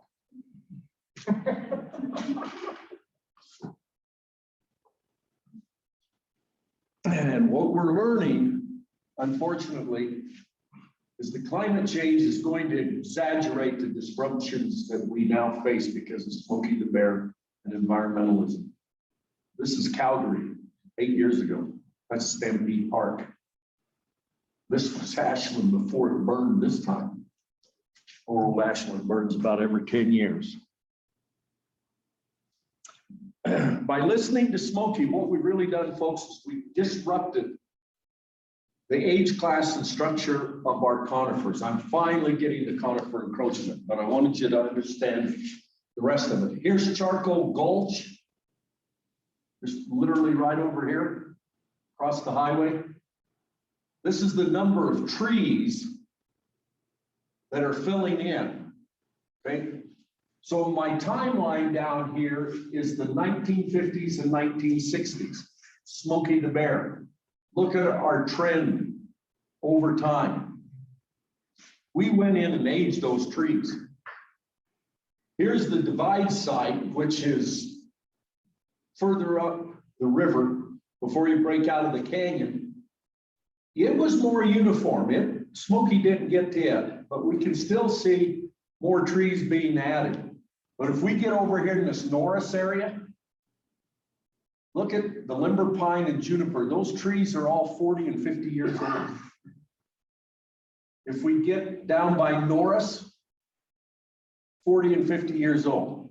So in the time span of Smokey the Bear, what I'm trying to point out to you is that we're increasing the number of conifers in the watershed. Just no two ways about it. Fire suppression, stop the fires. I know you don't like smelling smoke. Bozeman hasn't had a clear day for a month because of the smoke, okay?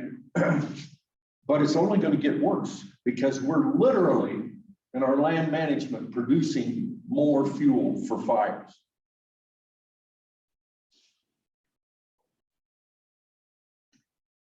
The big culprit, as soon as I start saying this, I've got to start putting caveats in here. The big increase in our conifer diversity is in these smaller trees. Okay? It's not the big ones. And I'm going to come back to this in a minute or two. These are the trees we're targeting, not the big ones. This is summer precipitation. This is July's precipitation up at Havre. And I'm sorry it's Havre because this is the one I worked on. But this goes from 1875 to 2017. We have that long a record there. And you see all the noise, but when I fit a line to it, there's a very, very small increase in July precipitation. But the blue line down here is January temperature over the same period of time. And what do you see happening? to our winter temperatures. Ever been in Havre in January? What's the temperature difference from?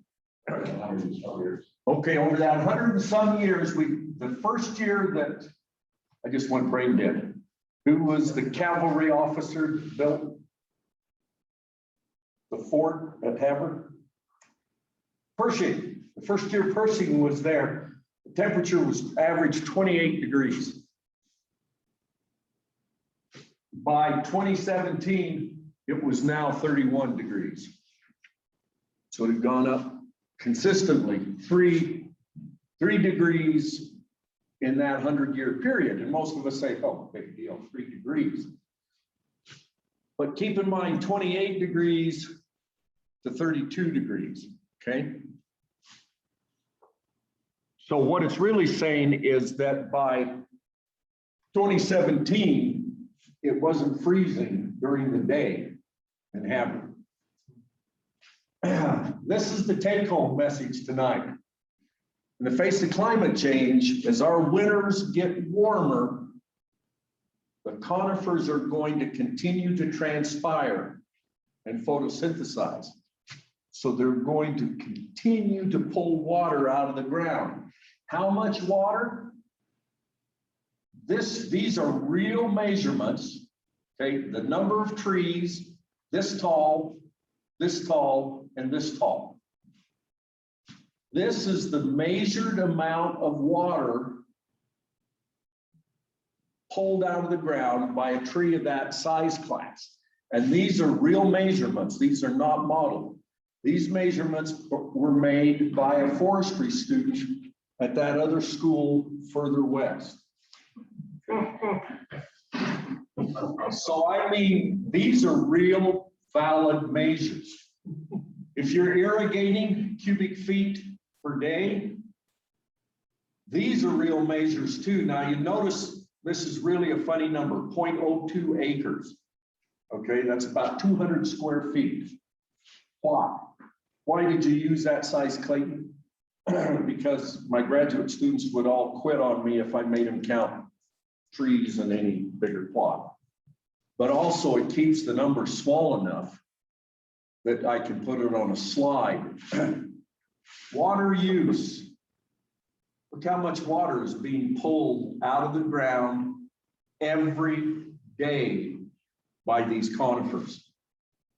Every 200 square feet, those numbers? For 200 square feet, we're losing 1,314 gallons of water per day for every 200 square feet of conifers there. These are ponderosa pine, okay? And my understanding is that ponderosa pine are the Republicans of the tree world. They're very conservative. Who are the non-conservative ones? This next slide, the aspen. Okay, this is groundwater up here north of Whitehall in the Whitetail Basin. We're tracking groundwater from July through to October. And then notice what happens and all the different symbols. These are just different well sites. What do you see happening after October? Particularly at this one site, what happens to the groundwater? It goes back up. Okay, wow. We had lots of snow, lots of rain. No. The aspen dropped their leaves. Look at the impact those trees have on the groundwater. And I love aspen. I mean, go look at our yard. It's full of aspen. Okay. But they're Democrats. They just spin. Bad joke. I'm sorry. We're trying to stay apolitical. That's right. I'm supposed to be apolitical. I know a better way to do it. Aspen, they're university administrators. There we go. How about that? So what's the combined impact of just what I've been trying to point out? As our conifers continue to expand their range, they're impacting both surface and groundwater. We're getting a double impact. from these expansions. Then conifers increase their impact even more during climate change as our winters warm. 35. I went through the literature the other night just to make sure I wasn't lying to you. Japan, the Caucasus Mountains in Russia, New Hampshire, California, Montana. As soon as ponderosa a pine or a Douglas fir or a spruce reaches 35 degrees air temperature, what was our temperature? Yeah. They'll begin to transpire. They'll photosynthesize. Now, notice I've got, if the soils are unfrozen, that just means they'll live. How many times do we see some spruce or Doug fir up on a hillside that turn red next spring? Those trees died because they were trying to photosynthesize and their roots were frozen. The leaves were trying to pump water, but it couldn't get water out of the ground. They found in Japan, the island of Hokkaido, that pine trees were still growing very, very slowly, but still growing at 29 degrees Fahrenheit. So they are tough. Our aspen, on the other hand, our cottonwoods, our willows may spend a lot of water, so to speak, until wintertime comes. Then they zero out.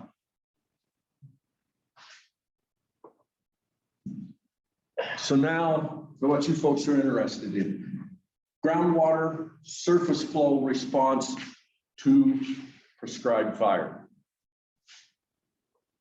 Sorry, Mark, I'm gonna put smoke in the air. Not my attention. Okay. Again, here's real data, and I'm gonna keep saying real data. We were in the field. These are, what was it, 6 watersheds. The Missouri River breaks, dry, dry, dry. 10 to 14 inches of annual precipitation. We put prescribed fire on the ground there in 2002. The top of my graph is the soil surface. So as the line gets closer to the soil surface, we're actually raising the groundwater table. Look at what happens the year after the fire, and it stays up there. Several of the other units slowly get up there. And the 2 blue lines are my unburned control watersheds. Normal precipitation year. What's my groundwater suddenly doing? What's my release going to be? I'm storing water. Right here, my springs are going to start running. Here is a modeling effort the USGS made, looking at all sorts of data. The thing I want to point out is this is the Pacific Northwest and California. The blue bar, well, first off, the red bar is normal normal stream flow. The blue bar is increased stream flow or discharge due to dam releases. The tan or orange bar is discharge releases due to prescribed fire in the watershed, prescribed fire and logging. So in our part of the world, the watersheds really respond to removal of conifers. Interestingly enough, in California, that's setting right on that normal line. That was a severe drought year. They went into a severe drought having put prescribed fire in the watersheds, and while the other rivers were running below normal, the river in the prescribed watershed ran at normal. So if you've done these same, so like you're looking at 1 year of data out right here, is that right? Here? Yeah, on this, on the graph on the right. Yeah, that was. So have you done that for a number of years? Like how long does that last? And I imagine it depends on the type of landscape you're doing too. Very good question right here. So notice how little bitty they are? Yeah. It doesn't last very long.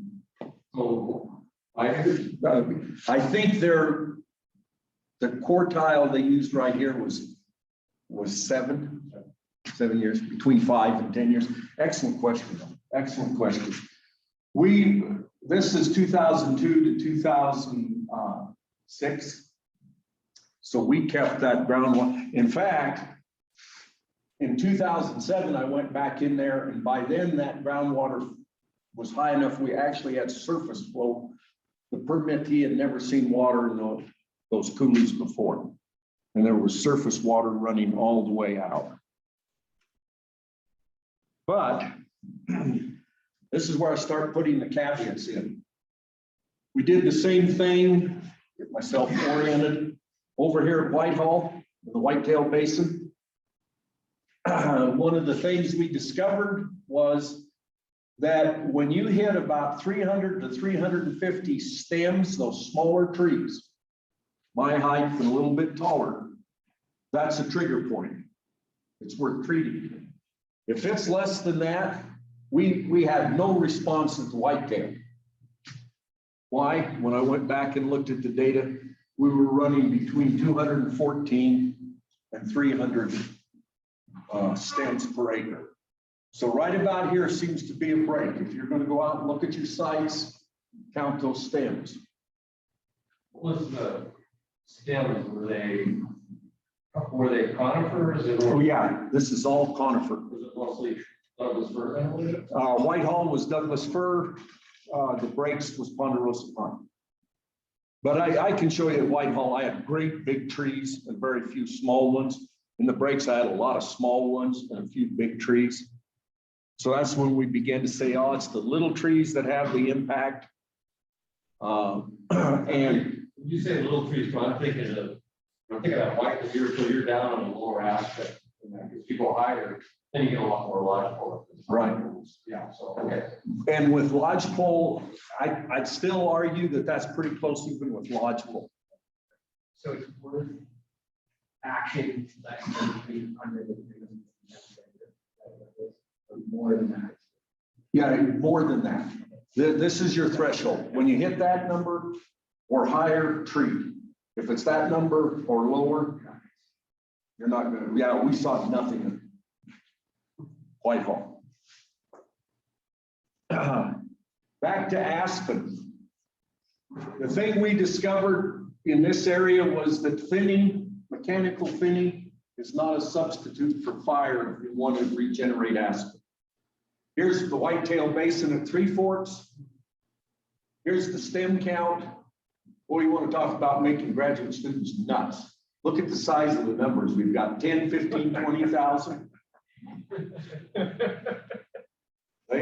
They were threatening revolt.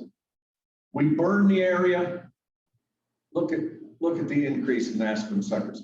In fact, you hear a lot of times the deer and elk eat all the aspen. I didn't put this one in, but some of Box South students working in the northern range found any time that you can produce more than 10,000 stems per acre, the deer and elk can't eat them fast enough that some don't escape and become trees. Okay, down here, they never become trees because they need them all. Here at Mount Hagen, working with Vanna Bacadori, we compared the untreated stems per acre to the thinned. Here we were taking lodgepole out. We were high enough, this was lodgepole that was taken out. No impact by thinning them. Okay. But there's a secret. You're saying no impact. I mean, it's 1,000 stems per acre.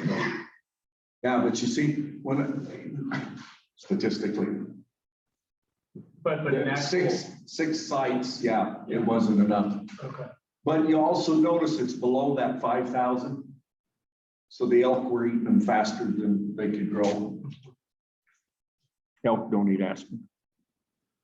But here's the problem. It wasn't mechanical thinning so much. At Whitetail, we were able to treat 23% of the watershed with fire in a single fire. Vanna, total respect. I understand why she did what she did. It was important what she did. The areas she treated were too small. Had we gone in and opened up bigger areas, these were about 8-acre plots. We had to treat much. That's a funding issue, right? Pardon? That's a funding issue. Well, it was not only funding, but it was also just the fact that she didn't want to make a big impact in a game range that had people driving through it all the time. And she didn't want to impact the elk and deer populations. Yes. They were also interested in antelope bitterbrush. So the blue bars are how big the antelope bitterbrush was. 2 different areas in there. The live bitterbrush, the dead bitterbrush. We came in 7 years after, and here she wasn't treating the bitterbrush, she was cutting the dug fir out. Well, and they didn't remove it. They either girdled it and let it die, or they cut it down and let it lay. And the takeaway message is it didn't do any good either. Why?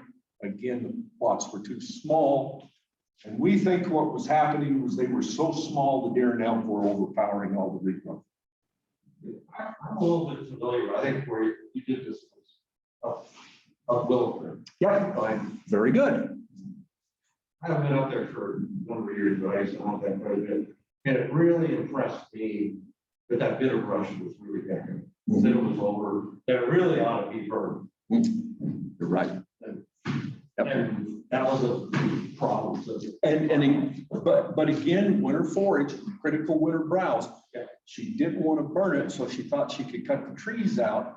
And so here was an investment of time and effort that were a waste. It was a black hole.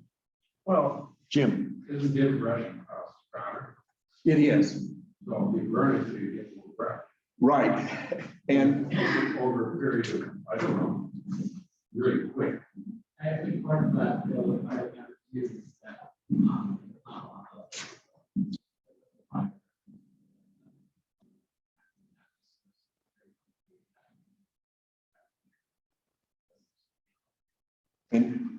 And to emphasize what Jared just said, Glenn, can't remember his last name, graduate student years and years ago, went in and burned in some of these areas. 5-acre plots. And just like Jared said, there were so few bitterbrush plants in there. When he burned it, boy, it came out just beautiful. But one elk could walk through 5 acres and eat every single one of those plants. I want to say one other thing too about fire is that there's 2 camps, especially in SWP. And one kind of believes in fire and trusts it, and the other one won't do anything with it. And there are 2 in the biology world, and I found there's 2 camps. If you're in one camp, you can make some progress. So if you're in the other camp and you talk about a match, they're not going anywhere. And I think that's a educational historic perspective. Mm-hmm. The 2 schools, there's 2 different perspectives, and one school embraces burning and the other one doesn't. Yeah. And I would say this, because I've been experiencing this for 30-some years, but I think we've got enough information that barrier, that thought process is starting to meld with different. I hope so. So yeah, I do too, because I think I'm with you, that fire is another. and Clayton, also one thing, you said, so, spent a lot of time on research and found nothing. I'd say actually, no, but it's super important to know what doesn't work. Right. These are really important data points so that we don't repeat the same Mistake. Excellent point. right? I've always said most of my research for the state of Montana was for me to make the mistakes so that you don't. Right. So here's our mistakes. Here's some of Tim DeVoe and John Buckhouse's work on Camp Creek in Oregon, just to show you that I'm not alone in my screaming. This is spring flow, gallons per minute. These were the little springs coming out of those coulees there in Oregon that they were using for stock water. This 2004 was the gallons per minute, and one big coulee. During the winter, they went in and thinned the watershed. 2005, no response, you were a failure. But look at what happens in 2006 and 2007. 2005, they had to build the water table back up. And once they built the water table back up, Tim and John were giddy. They doubled the spring flow by just thinning the juniper out of the coulee. Fortunately, Mike Christina, Carl Wombold aren't here, and I get away with my next presentation. What about our smaller evergreens? Not to insult your intelligence, but sagebrush are pretty much evergreen. They have a very rapid turnover of their leaves in roughly February, March. So you have to be a geek like me and crawl around the snowdrifts to see it happen. But by April, May, they're full canopy. So do they have an impact on groundwater? Here's some work we did at Red Bluff. Here's some watersheds up high. And by the way, this is the Lee Metcalf Wilderness. Madison River is down in there. Watershed A, B, the unburned, and then C and D, which were lower in elevation. We discovered very early in the study that it was a waste of time to have treated that area. We needed to be at the higher elevations. This is the depth of the water column. So in the fall of 2012, we treated the watersheds A and B, to take just 25% of the sagebrush. But we didn't burn it. We used spike pellets because I wanted to leave the sagebrush skeleton. Look what happens to our groundwater. Here's our unburned control, same elevation. We get more groundwater.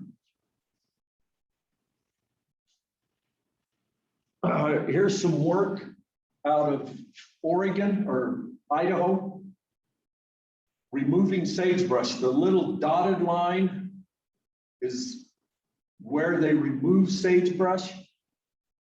The solid line is the untreated sagebrush. And I want to point something out to you. When you treat sagebrush, this is where you get the improvement in the groundwater, down about 3 or 4 feet. It's not in the surface.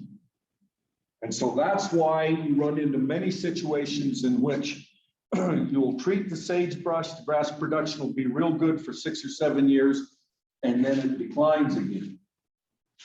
But we never measured our spring flows, because that's where all the water is being saved, is down there at 3 or 4 feet. Like, I have one point on that. That is the particular kind of species or subspecies. I mean, I would say yes. This is all mountain big sagebrush. I think that's. I don't think that. Excellent point.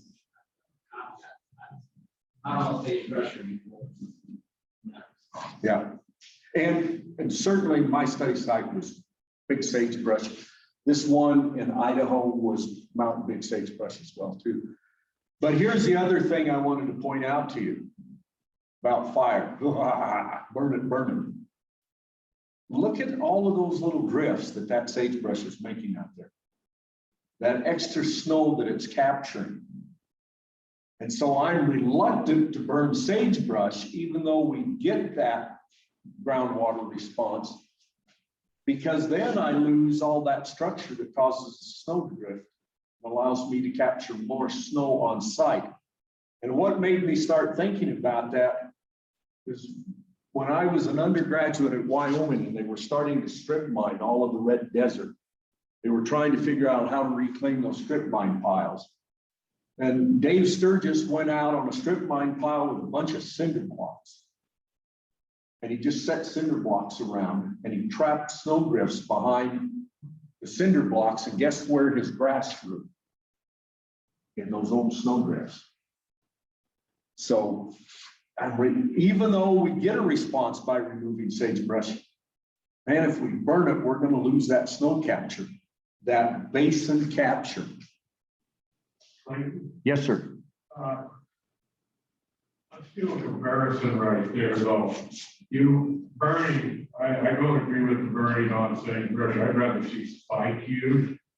But did you ever do a study, like what the skeletons of that sagebrush would hold back as far as snowpack? Because Right there. I did do exactly what you're saying. I used spike, and I had the skeletons there to trap the snow. So even by killing it, but keeping the structure there, here it was all live sagebrush. Just with the structure, I got more water. And okay, one more question. A longevity, like the spike, we've used spike on this upper place and we've gotten close to 20 years out of it. Compared to burning, yeah, you're lucky maybe if you get 8, you know, before the sagebrush starts coming back, which worked better. The spike should have worked better in the long run, shouldn't it? Yeah, going back to Jared's comment though, if you and I are treating mountain big sagebrush, spike is the way to go, because it leaves the skeletons and it stays a long time. Okay, if it's Wyoming big sagebrush, don't mess with it. But is it tender plant? It's fragile. It's a snowflake. It doesn't deal with stress as well as mountain. When we burned at Whitetail, we had mountain big sagebrush coming back in 4 years. 4 years time it was that tall after the fire. On this site, 8 years later, I still don't have any sagebrush.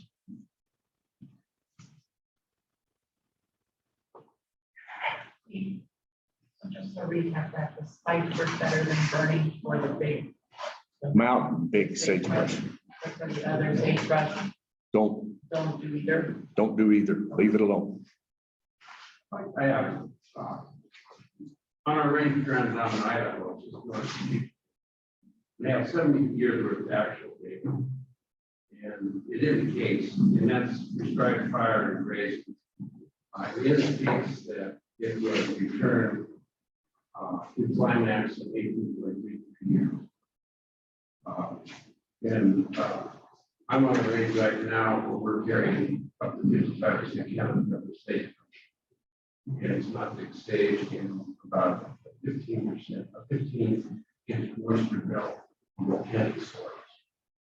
And, we don't want to use fire because we can't manage it. Actually, fire is the natural way it happens. I do want to use spike, take all of it out. But we use escort and 30 gallons 2,4-D, and that leaves the it costs $20 a day. It leaves the standard. We have a spring every 20 years. It goes down to a gallon a minute, and water basin 650 acres. Done it twice in my life and don't get food. And we 1 year used fire, or 1 time used fire, 1 time used herbicides, and it increased the next year from gallon a minute to 15 gallons a minute, which is 11,000 gallons an acre, 20 acre units. Thank you. Appreciate it.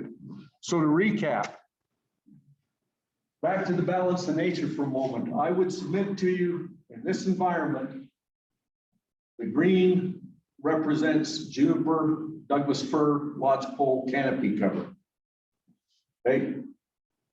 We get a fire, wipes out the canopy cover. What does spring discharge do? It increases. We get flooding, we get sediment delivery, we get new channelization. Natural recovery The canopy comes back, what does discharge do? It declines. Then what happens? She burns again. So this is the balance of nature. It's this big cycle that interplays across time. And they kind of, I don't know if you want to say this, or they crossed there about 25 years. Mhm. And I did that deliberately. You're very astute. That is the fire, roughly the fire return interval for this area. Yeah, 25 to 40 years. For Jake's Conifer. Yeah. What is it for? For lodgepole, well, for lodgepole it'd be 90 to 125 year fire return interval. For down here in the juniper, realistically, and this is hard to say, it was probably 10 to 14 years. And there wasn't much juniper. The juniper was up on the side hills. So if we want to really sustain our riparian areas or our stream flow, what we really need to do, folks, is manage the uplands. Manage them to capture water, store water, and then release it. What are our reasonable surrogates if we don't want to use fire? Certainly selective logging, we've already talked about that. Targeted livestock grazing. Jared's worked on some of that, he can help you with that. But most importantly, I think we just have to, as a society, accept a different view of the landscape. Some of us may spend most of our years looking at a landscape that's recovering from a long-term fire. And that's not bad. That's the natural. Expecting it to always be forested really brings us down to a situation where it becomes stable, it becomes stagnant and unproductive. So I've given you overkill. Any more questions?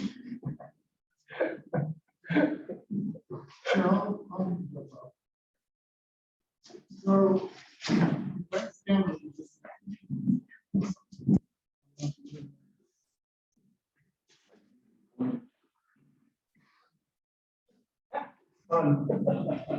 I'm not standing up. So if I understand what you said, we have 3 fairly large fires going on now, all the 3 Christians. Does that mean that we can expect higher flow, stream flows? What happens to the sediment? Excellent question. Can we give you back this stuff? Yeah, really, really. But here in a society views and are willing to accept it. If we go back, see, this is where we have to have a semester. What sediment do we in this slide? Well, it's going up. You bet. You bet. We've got more sediment being delivered to the channel. And now more sediment moving down the channel to rebuild banks, to narrow channels down. And I know, again, that's really hard to accept when we're trying to preserve sensitive fish species. But if you go back, well, let me give you an example, and then Jared.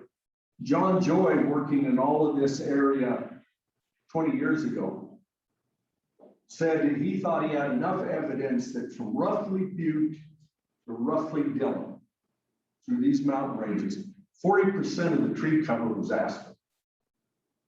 The amount of conifer we have is incredibly unnatural. It was all aspen. So we let all of the conifer come in, let all the conifer come in, and now we have huge destructive fires that are going to push more sediment into the system than it used to get. And it's going to push more sediment down channel. So, yeah, it'll be more sediment, but can we accept more sediment with the idea that in 3 or 4 years, it will stabilize and now we have new aspen, or not new aspen, new cottonwood, new willows are growing. But yeah, you're right. Well, I was just gonna say, I don't worry too much in terms of like on that, particularly fires, have maintenance. And so I don't know, company with all that stuff is, part of that destination, but as long as we still have, I don't know, so gravel is for the water and broadcast. And as long as that water is connected, and okay, so that's where it's sustained flows. It's Sustained low flows. yeah.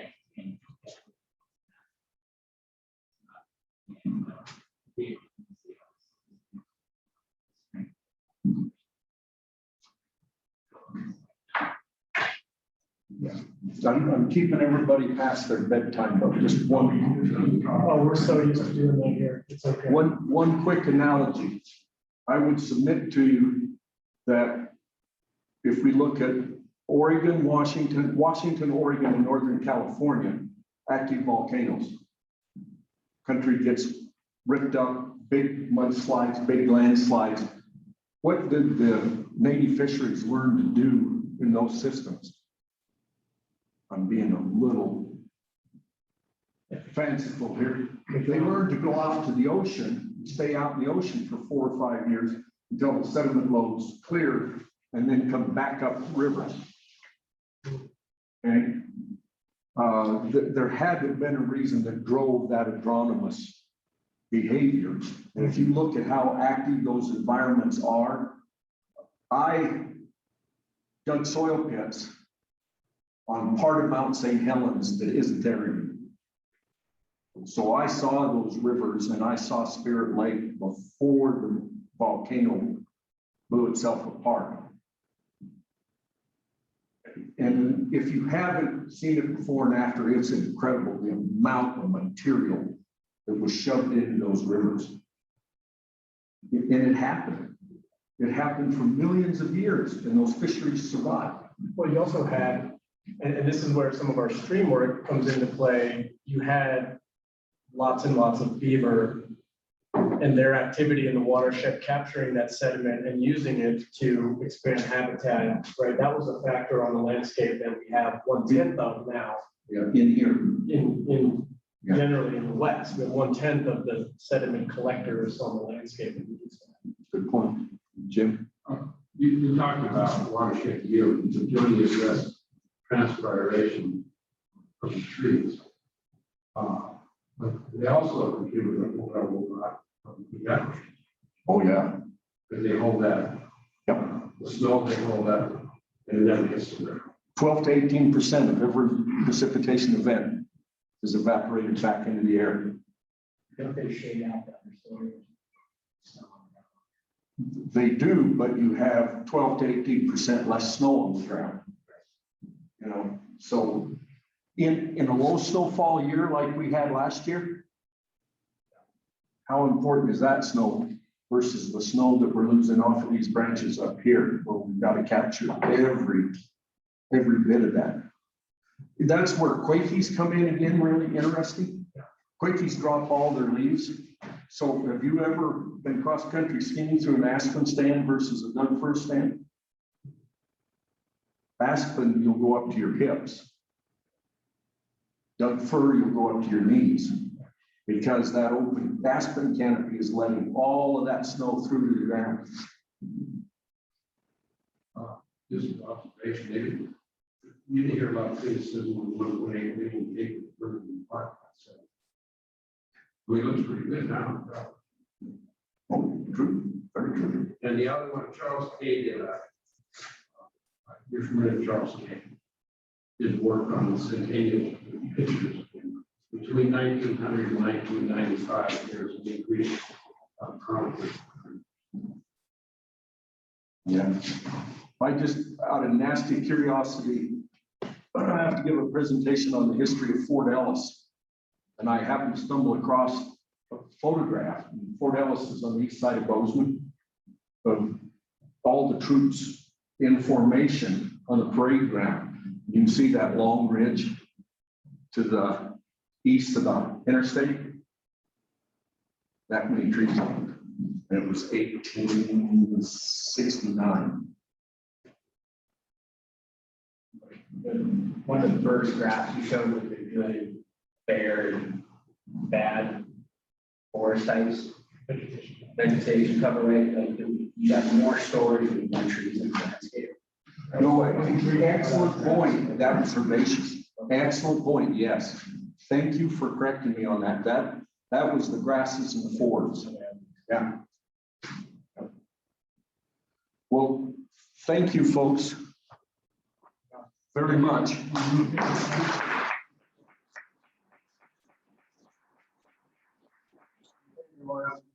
Thanks. Oh, no, I've done that so many times. Thanks, everybody. Next meeting is wildlife update, sage grouse studies that FWP has been doing, along with I think all their game hunting targets and all of that. And we'll be in Fish and Wildlife Service as well, talking about their sage grouse study and other wildlife issues. Thanks so much. Thank you very much, Dr. Marlow. This is really awesome, informative. It really puts a lot of pieces together for the multiple things we're working on. Mark, you're on for moving forward. Let's keep these conversations going. Thanks, everybody. Really appreciate your presence here. And thanks to everyone online as well on the Zoom. Hope you guys got to capture all of what happened here. Take care. See you next in September.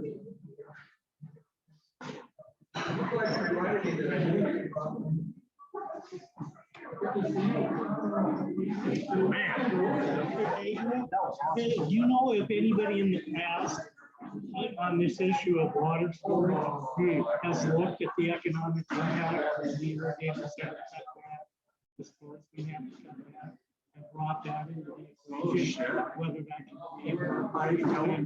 That's a fantastic point. I'm gonna guess, and just on a whim, I'm gonna guess that the recreation economy when we were doing those studies back in the day wasn't fractional. It wasn't a driver like it is now. They still would probably be from course, but that's what they've tasked me to do is go back into those studies and look at it. So, But you know, with all the livestock guys, there's so much production. oh yeah. Could that be paid for with still building of dams? No, that's a great point actually, because that's what it comes down to. They'll see the dollar signs, and that's going to be the big stopping point. But yeah, if you can give them what you're losing, You can say this brand for this brand for this. Yeah. This fisherman, this outfitter, this guy have lost this one. yeah. I mean, I have a sense of the. I mean, I know irrigators telling me I've only taken 38% of the water that I could have, 40%, 50%. Most ranchers are in that ballpark. They're taking water. Yeah.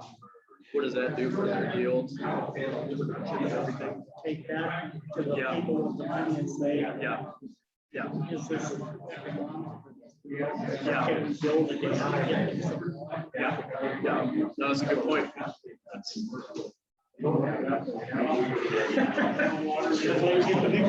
Well, yeah, hardly. Thanks, Tom. You're gonna get out. So, a whole bunch of things you got to do. One of them was, I'm gonna work,